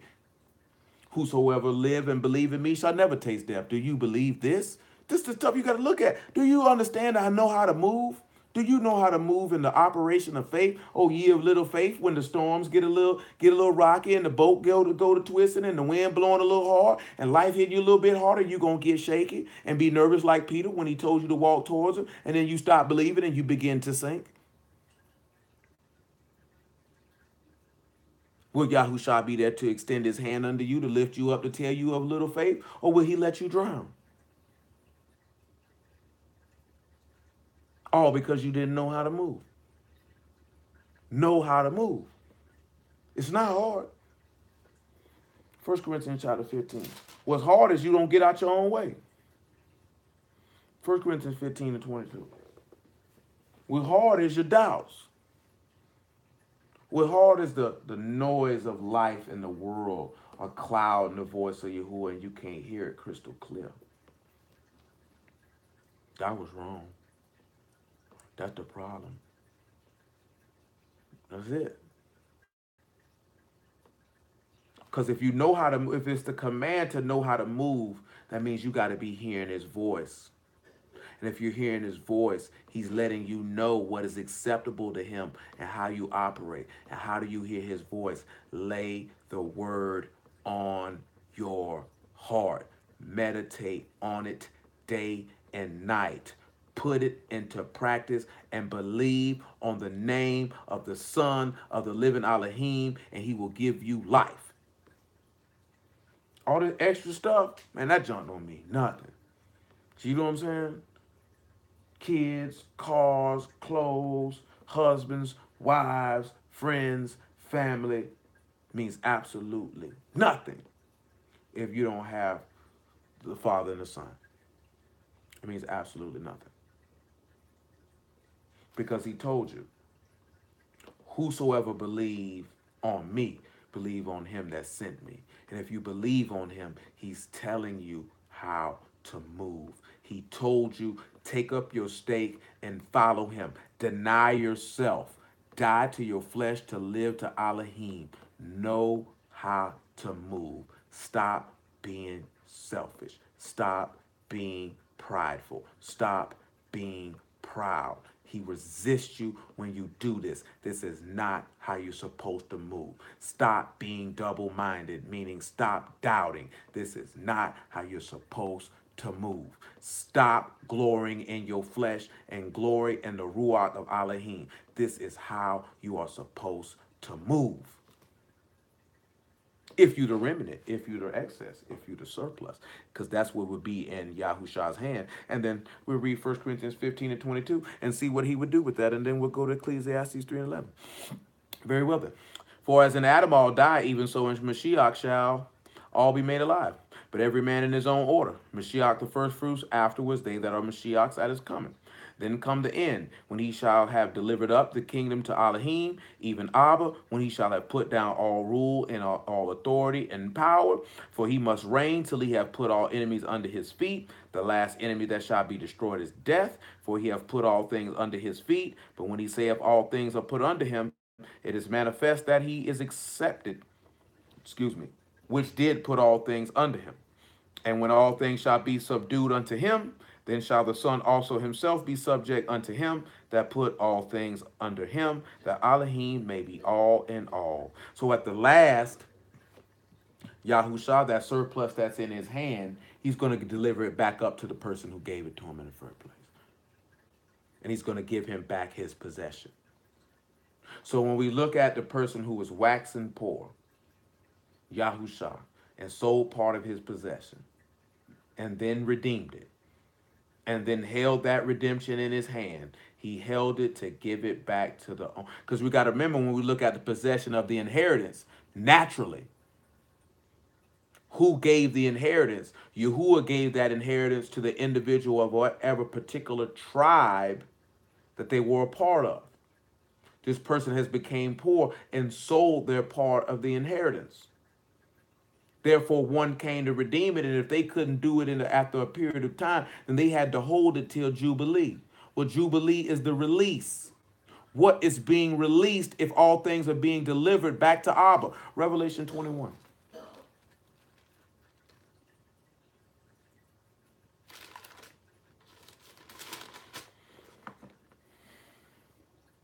(21 and 3). 21 and 1. It don't make no difference. We read it already. And before we even read that, Isaiah 65, because I had it in my mind to do it, and I'm going to do it right now. Isaiah 65 and 17. Because we read about that. If you are of the promise, then you desire the new Shamahim and new Arats, where dwells righteousness. Reason why I say where dwells righteousness, because remember what it says in Ezekiel 48 and verse 35, and the name of the city shall be Yahuwah is there. He dwells there. That means righteousness dwells there. Do you want to dwell where righteousness resides, where Yahuwah resides? This is why you're able to see his face and to have his mark or his name in your forehead. For behold, I create a new Shamahim and a new Arats. This is Isaiah 65 and 17. And the former shall not be remembered, nor come into mind. That's the same token when he tell you the same thing with the Ark of the Covenant. You will not remember it, nor will it come to mind, neither will you speak of such a thing, because the throne of Elohim will be before your face. Why would you remember it? Why would you remember an earth where violence and sin and death dwelled? Why would you remember that? Why would you remember that? Think about that. Why would you remember that? Why would you care to remember? It's the same token that when you come out of a very damaging situation, whatever the situation may be, because there's too many situations that you can enumerate that could be damaging to a human being's psyche. And if they come out of that and they come into something new and better, they don't want to recall the pain of the previous situation or circumstance. And that's why he said, you're not going to remember that. You're not going to recall it to mind. See, we recall stuff to mind now because we have to remember what not to do. Because sometimes we can be stupid and think maybe it'll work out different this time. But when you're talking about pain, death, destruction, sin, degradation, blasphemy, murmuring, and complaining, and destruction, and gloominess, and darkness, I don't want to remember that. Because that's all that was on this plane. That's all that was on this earth. He said, but be ye glad and rejoice forever in that which I create. For behold, I create Jerusalem a rejoicing and her people a joy. And I will rejoice in Jerusalem and joy in my people, and the voice of weeping shall be no more heard in her, nor the voice of crying. There shall be no more thence an infant of days, nor an old man that have not filled his days, for the child shall die 100 years old, but the sinner being 100 years old shall be accursed. They shall build houses and inhabit them, and they shall plant vineyards and eat the fruit of them. They shall not build and another inhabit, they shall not plant and another eat. For as the days of a tree are the days of my people, and my elect shall enjoy the work of their hands. They shall not labor in vain, nor bring forth trouble, for they are the seed of the Baruch of Yahuwah, and their offspring with them. And it shall come to pass that before they call, I will answer, and while they are yet speaking, I will hear. The wolf and the lamb shall feed together, and the lion shall eat straw like the bullock, and the dust shall be the serpent's meat. And they shall not hurt nor destroy in all my Kadesh mountain, saith Yahuwah. Look at what this man just told you. You won't labor for nothing, nor will you bring any trouble. You will not build and another person dwell. You will not plant and another person eat. And this is taking you back to them curses. You will enjoy the work of your hands. And there will be no more weeping or no more crying in this place. When he take the remember, right? We just sit back and look at it. These are the seed of the Baruch of Yahuwah and their offspring with them, the remain, the excess, the overplus, the adopt, those who knew the commands on how to move. Revelation chapter 21.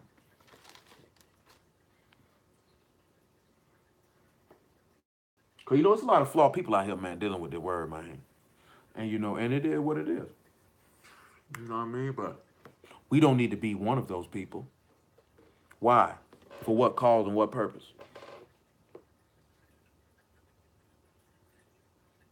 If one of us was to die, Yah forbid, then the only reason why individuals are sad would be because they know that for a small season I will not see your face.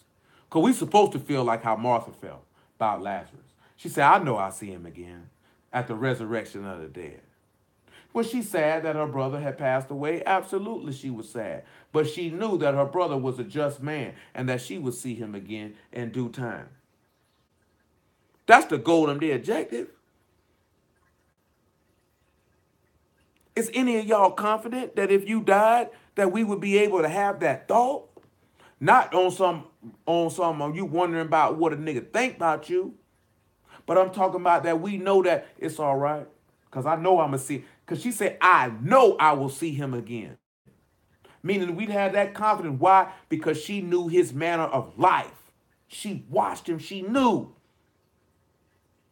See, when I make that statement in these days and time, nigga go to think about, oh man, that's just how a nigga think about me. Nigga want me to go to hell. No, no, no. This is on the fact of, are we confident that we know that I will see your face again? Because when an individual say that, they're also confident that if they maintain to their service to Elohim, that they will attain to the same resurrection as you are.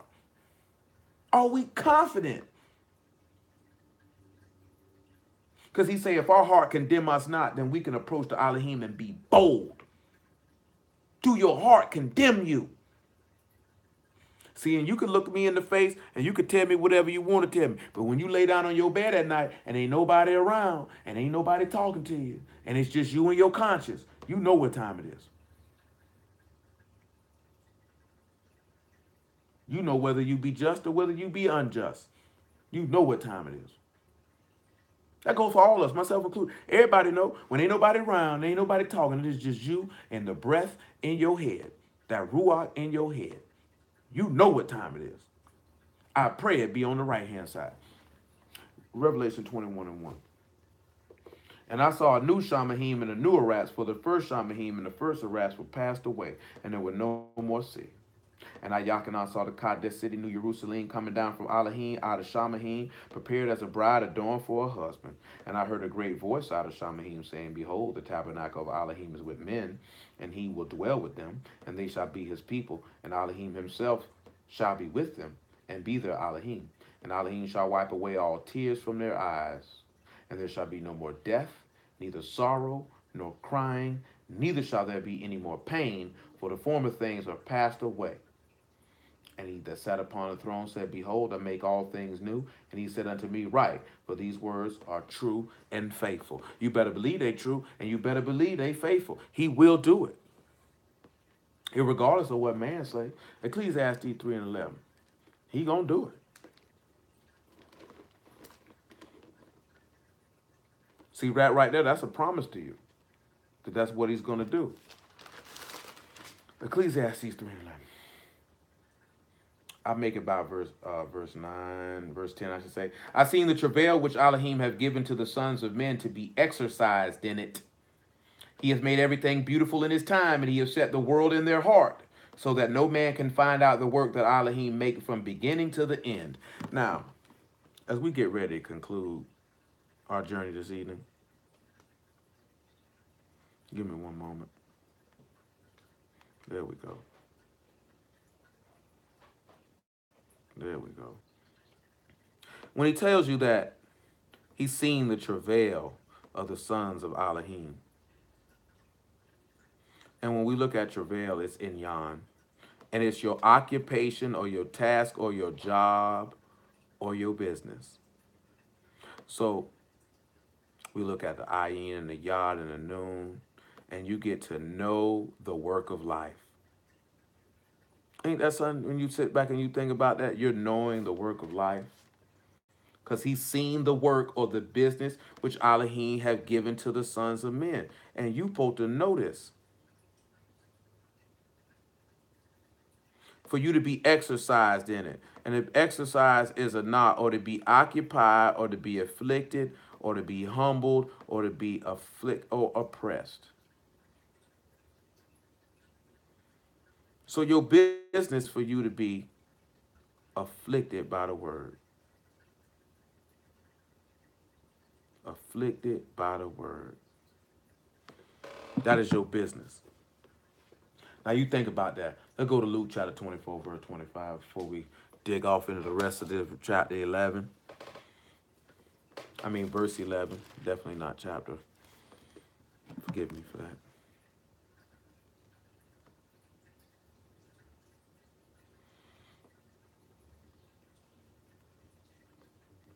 There we go. Hallelujah for the word. It gives hope in a dark day, strength in a weak heart, makes wise the simple, and gives life unto the dead. But the question of all those things is, will we allow it to do so? 24 and 25 of the book of Luke. Then he said unto them, O fools and slow of heart to believe all that the prophets have spoken. Ought not Mashiach to have suffered these things and to enter into his esteem? And beginning at Moses and all the prophets, he expounded unto them in all the scriptures the things concerning himself. So he's seen the occupation, or to know the work of life, which Elohim have given to the sons of men to be exercised in it, or to be humbled by it, to be made low by it, which takes us back to what we were talking about with that state, and to be poor in ruach and all that stuff we talked about during unleavened bread. But he said he made everything beautiful in his time. When we look at, made, the word is asah. It means to fashion or to make. And we have the ayin, the samak, and the hay. And what we would look at that is it's the revealing of a word that grabs hold to you.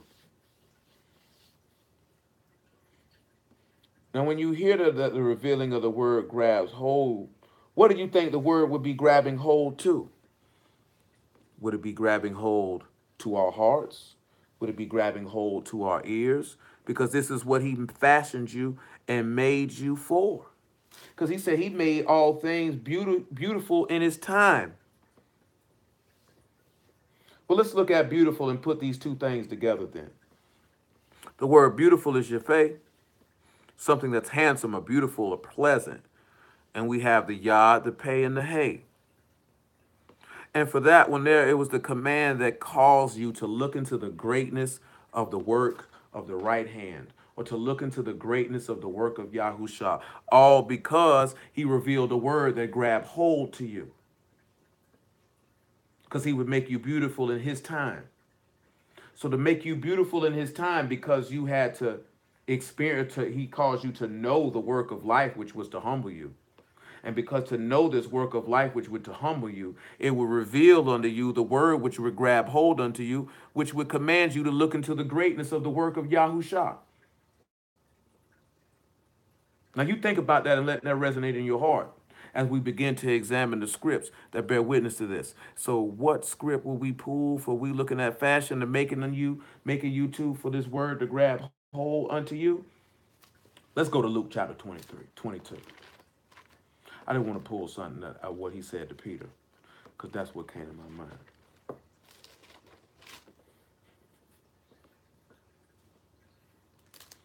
Luke chapter 22, verse 28. You are they which will continue with me in my temptations, and I appoint unto you a kingdom as my Abba have appointed unto me, that you may eat and drink at my table in my kingdom and sit on thrones judging the 12 tribes of Yasharal. The master said, Simon, Simon, behold, Hashatan desire to have you, that he may sift you as wheat. But I have prayed for thee, that thy faith fail not. And when thou art converted, strengthen thy brethren. Now, I could go in many different directions with this. But we could look at John chapter 1, that when Andrew and John seen Yahusha, when he was revealed and he manifested the word, it grabbed hold to him. Grab hold to them. The same thing with Peter. Peter said, get away from me, master. I'm a sinful man.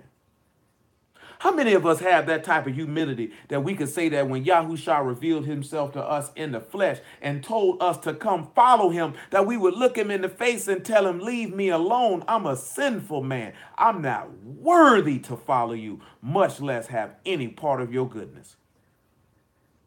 This is the mind that Peter had. This is literally what he said. Depart from me.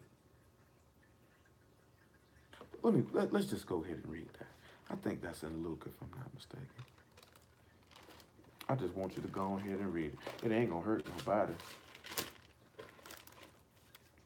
It ain't gonna hurt nobody. Let me find where that's at for you, man. I got to remember. I get old, I forget things. Especially if I ain't read it in a while.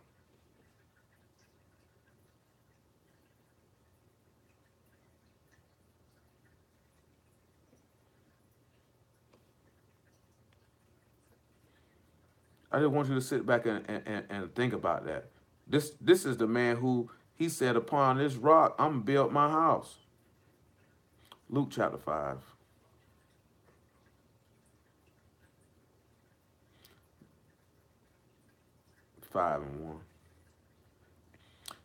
Luke 5:1. And it came to pass that as the people pressed upon him to hear the word of Elohim, he stood by the lake of Gennesaret, and two ships standing by the lake, but the fishermen were gone out of them and were washing their nets. He entered into one of the ships, which was Simon's, and prayed him that he would thrust out a little from the land. And he sat down and taught the people out of the ship. Now when he had left speaking, he said unto Simon, launch out into the deep and let down your nets for a draught. Simon answering said unto him, Master, we have toiled all the night and have taken nothing. Nevertheless, at thy word, I will let down the net. And when they had this done, they enclosed a great multitude of fishes, and the net brake. And they beckoned unto their partners which were in the other ship that they should come and help them. And they came and filled both the ships so that they began to sink. When Simon Peter saw it, he fell down at Yahushua's knees, saying, Depart from me, for I am a sinful man, O master. For he was astonished, and all that were with him, at the draught of the fishes that were taken. And so was also James and John and the sons of Zebedee, which were partners with Simon. And Yahushua said unto Simon, Fear not, from henceforth thou shalt catch men. And when they brought their ships to the land, they forsook all and followed him. You see how these were men who he fashioned and made, and that word grabbed hold to them. You know, when you look in Ephesians and he talk about those who were saved from the foundation of the world, those who were conformed and made to be in the image of the living Elohim or in the son of the living Elohim, then they will, when that word is revealed to them, it will grab hold to them, and they will believe it and follow it and forsake everything, just like you've seen these men do. See, that's the difference. See, that's the difference. See, if you've been fashioned, remember he said he made everything beautiful in his time. So those who he made them so that when he revealed the word to them, it would grab hold to them. We don't even need to read nothing else because Luke 5 just pretty much dealt with what we need to look at. When he's sitting back looking at, he had to humble them. You got to realize he had just humbled Peter with this instance.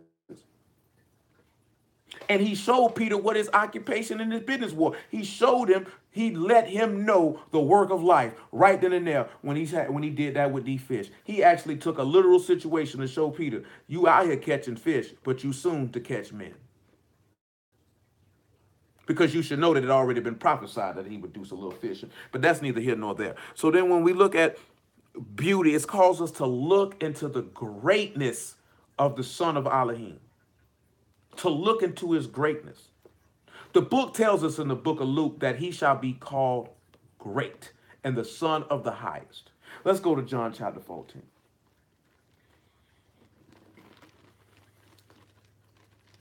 See, some people be like, man, the word just don't grab on to me like that. You might have not been made for it. Some people say, well, what type of God would do that? You would take it up with him.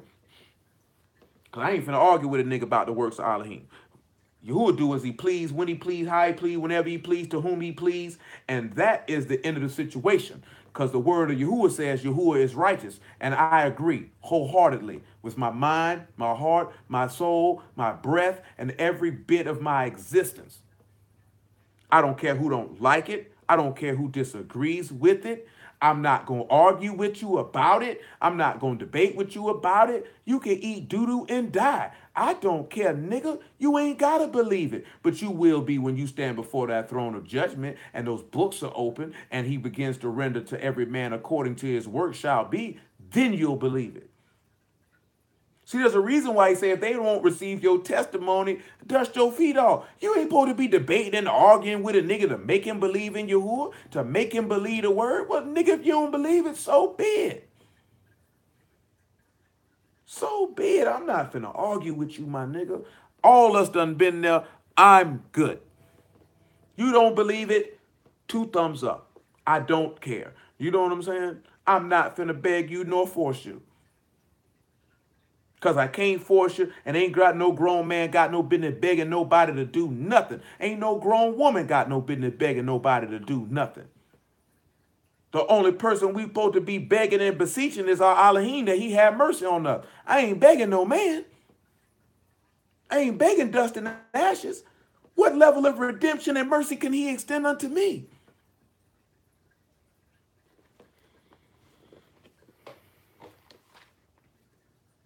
I forgot where I was going, man. John chapter 14.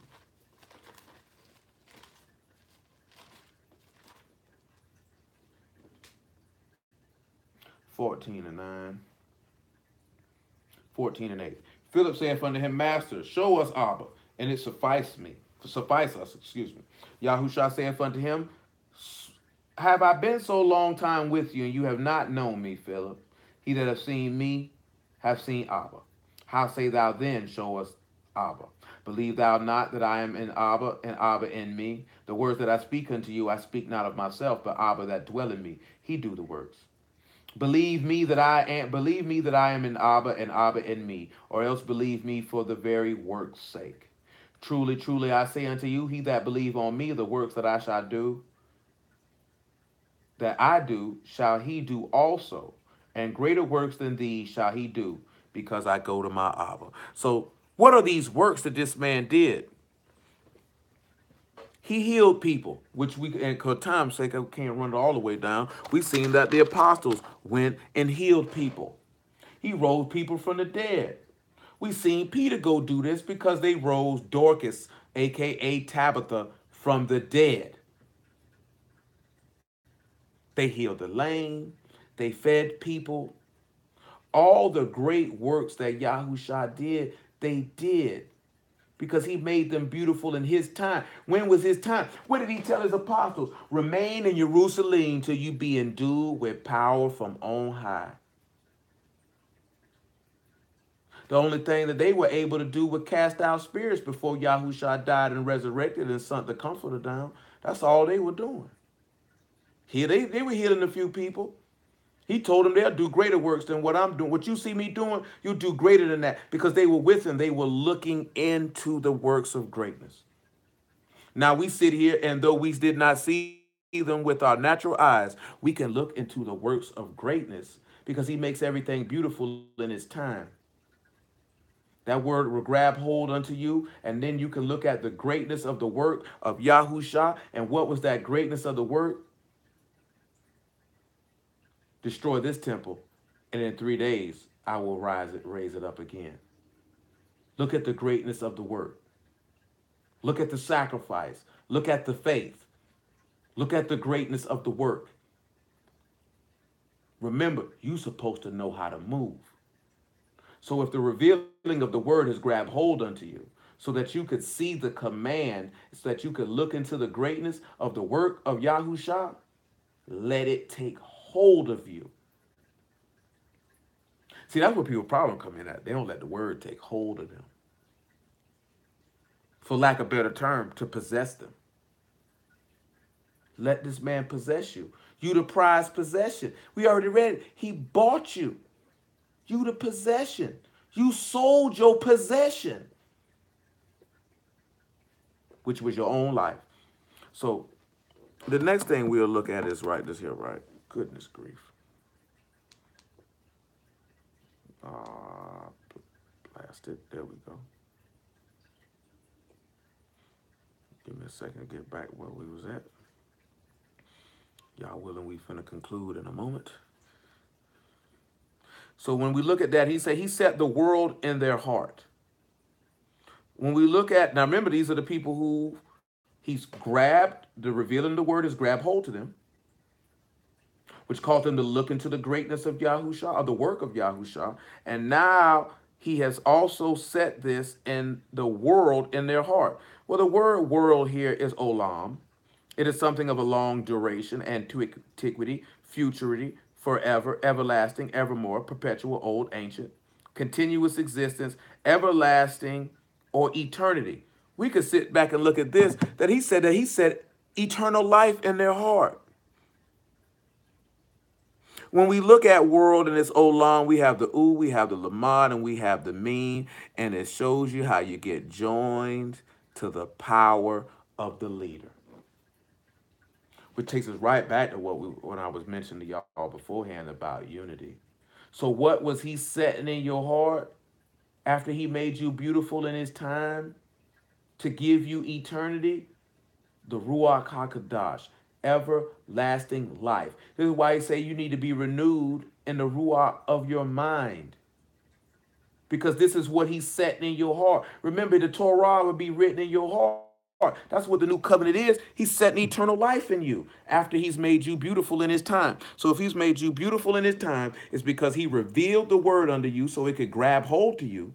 So then that he could command you to look into the greatness of the work of Yahusha. So therefore that he could join you together to the power of Yahusha, which is the Ruach HaKadosh, which means make them perfect in one, Father, as I am in you, and you are in me, and they and in us. And now you have life in your heart. Because he didn't put a rots. There he put olam, eternity. He put eternity into your heart. Ephesians chapter 1. You think about that. That's what he put there. Eternity. Everlasting life. He said he made things. Now let me read if we talked right. He's seen the labor which Elohim has given to the sons of men. So he lets you know the work of life so he could be exercised by it, which was to humble you. So for you to know the work of life, you know you have to be humbled. Which means you have to be afflicted. So once I've humbled you and afflicted you, then I made you beautiful in your time. So I revealed a word to you that will grab hold to you. And then when this word grab hold to you to make you fair, pleasant, and handsome, then I'm going to command you to look into the greatness of the work of Yahushua. Once I do this, then in my time, then I will set the world in your heart. So then I will set eternity or everlasting life into your heart, into your lab, which is going to teach you of my son. So I'm going to set eternity. And what does he tell you? The comforter which shall teach you all things and bring all things to your remembrance. The comforter which shall bear witness of me. And don't get it twisted. They're still taking us back to what we were discussing in Leviticus 25 of that remnant, of that purchased possession, of that overplus. Because that command of that overplus, you would know how to move. And because you know how to move, that's how you're going to know the work of life. And you're going to know the work of life, we're going to cause you to be humble. And because you became humble, now this word has grabbed hold unto you. And because it grabbed hold unto you, you looked into the greatness of the work of Yahushua. And because you did that, you get joined together to the power of Yahushua. But what do we know? What do we understand? What do we know and understand? That Yahuwah is faithful, merciful, just, and good altogether, and men should fear and tremble at the sounding and hearing of his name, and serve him in Ruach and truth and the faith of Yahushua HaMashiach till the day you expire. Ephesians chapter 1.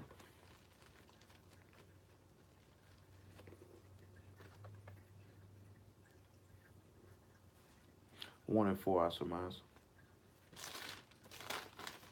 I think 1 and 4 got what I'm looking for. At least that's what popped in my head. We shall see. Indeed.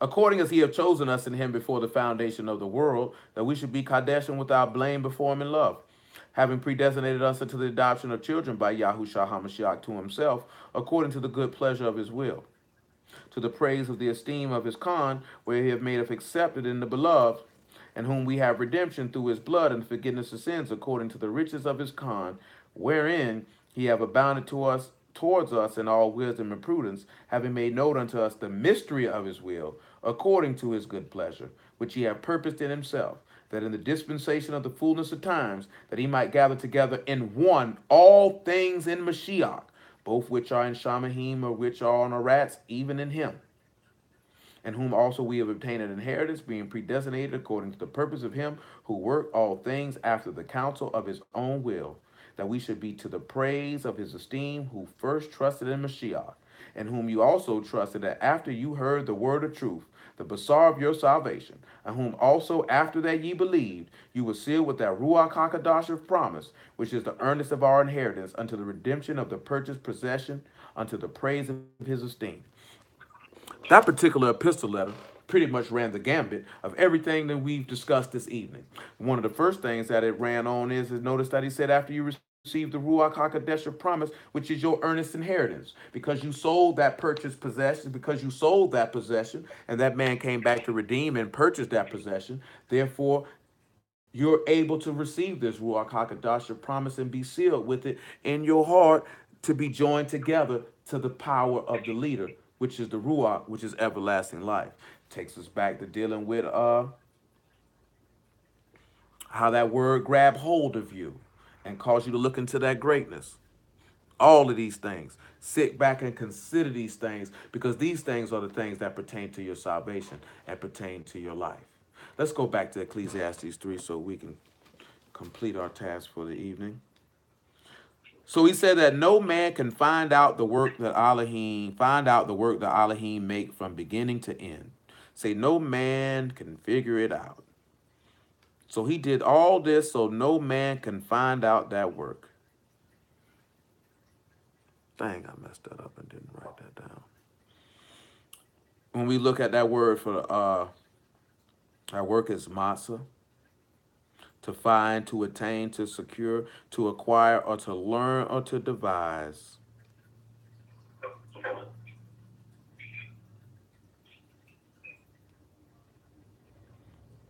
And then the word for work, which I had and I didn't write it down, and I can't look at my phone now, is masah, which is the deed or the work or your labor, which was what, the meme, the ayin, and I can't remember. What was the other two, man? The hey, I forget it, and I didn't write it down. I forgot to write it down. And I can't look at my phone. That really sucks. But when he has from the beginning, you have the Rosh and you have the end. You have so, which is the end of the conclusion. Y'all know Rosh, and then and that's just simply being joined, the head joining you together to the pair to his father. But when we look at the end, which means the end of the conclusion, and we have the Samak, the U, and the Pei. The conclusion of the whole matter is for you to grab hold of the sacrifice that was from the beginning. The Lamb was slain from the foundation of the world. He was slain from the foundation of the world, that no man could find the work that Elohim made from the beginning to the end.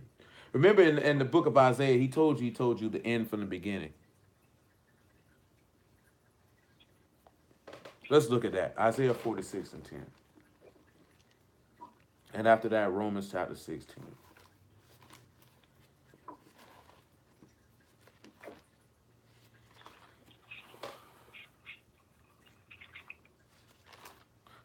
Isaiah 46 and 10.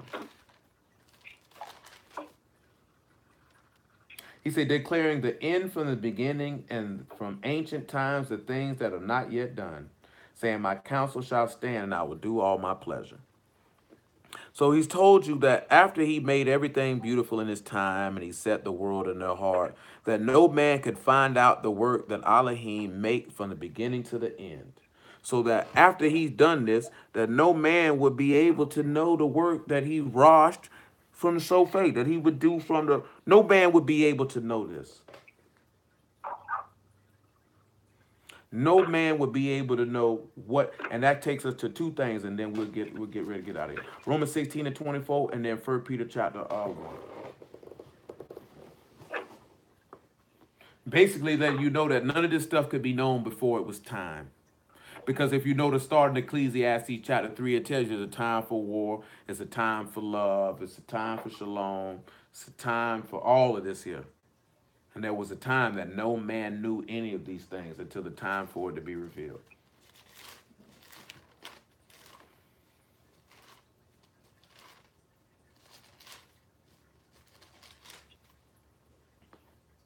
Romans 16 and 24. Well, 25. Now to him that is of power to establish you according to my basar and the preaching of Yahushua HaMashiach, according to the revelation of the mystery which was kept secret since the world began. And that's what we telling you in Ecclesiastes, that he make from the beginning, that no man can find it out. But now it's made manifest, and by the scriptures of the prophets, according to the commandment of the everlasting Elohim, made known to all nations for the obedience of faith. To Elohim only wise be esteemed through Yahushua HaMashiach forever. Amen. Nobody knew it. But when he made it be known, that would cause you to grab hold to the sacrifice of the beginning. Matter of fact, before we do that, Zechariah 8 and 23. Before I grab this 1 Peter, Zechariah 8 and 23. Or make it 8 and 20.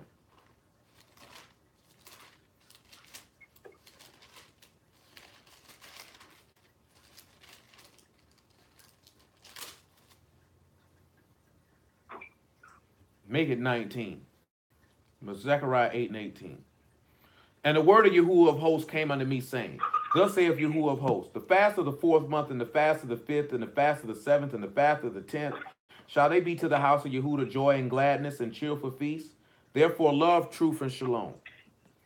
Thus saith Yahuwah of hosts, it shall yet come to pass, that there shall come people, and the inhabitants of many cities, and the inhabitants of one city shall go to another, saying, let us go speedily to pray before Yahuwah, and to seek Yahuwah of hosts. I will go also. Yea, many people and strong nations shall come to seek Yahuwah of hosts in Jerusalem, and to pray before Yahuwah.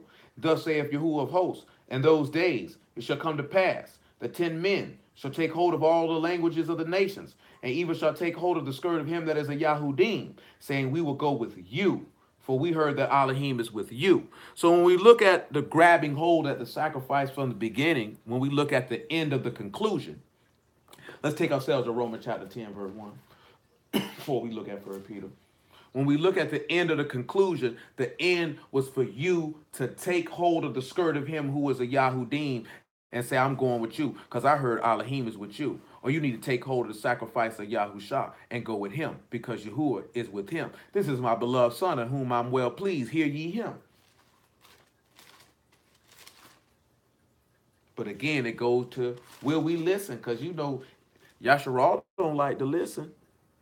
Niggas surely don't like to listen.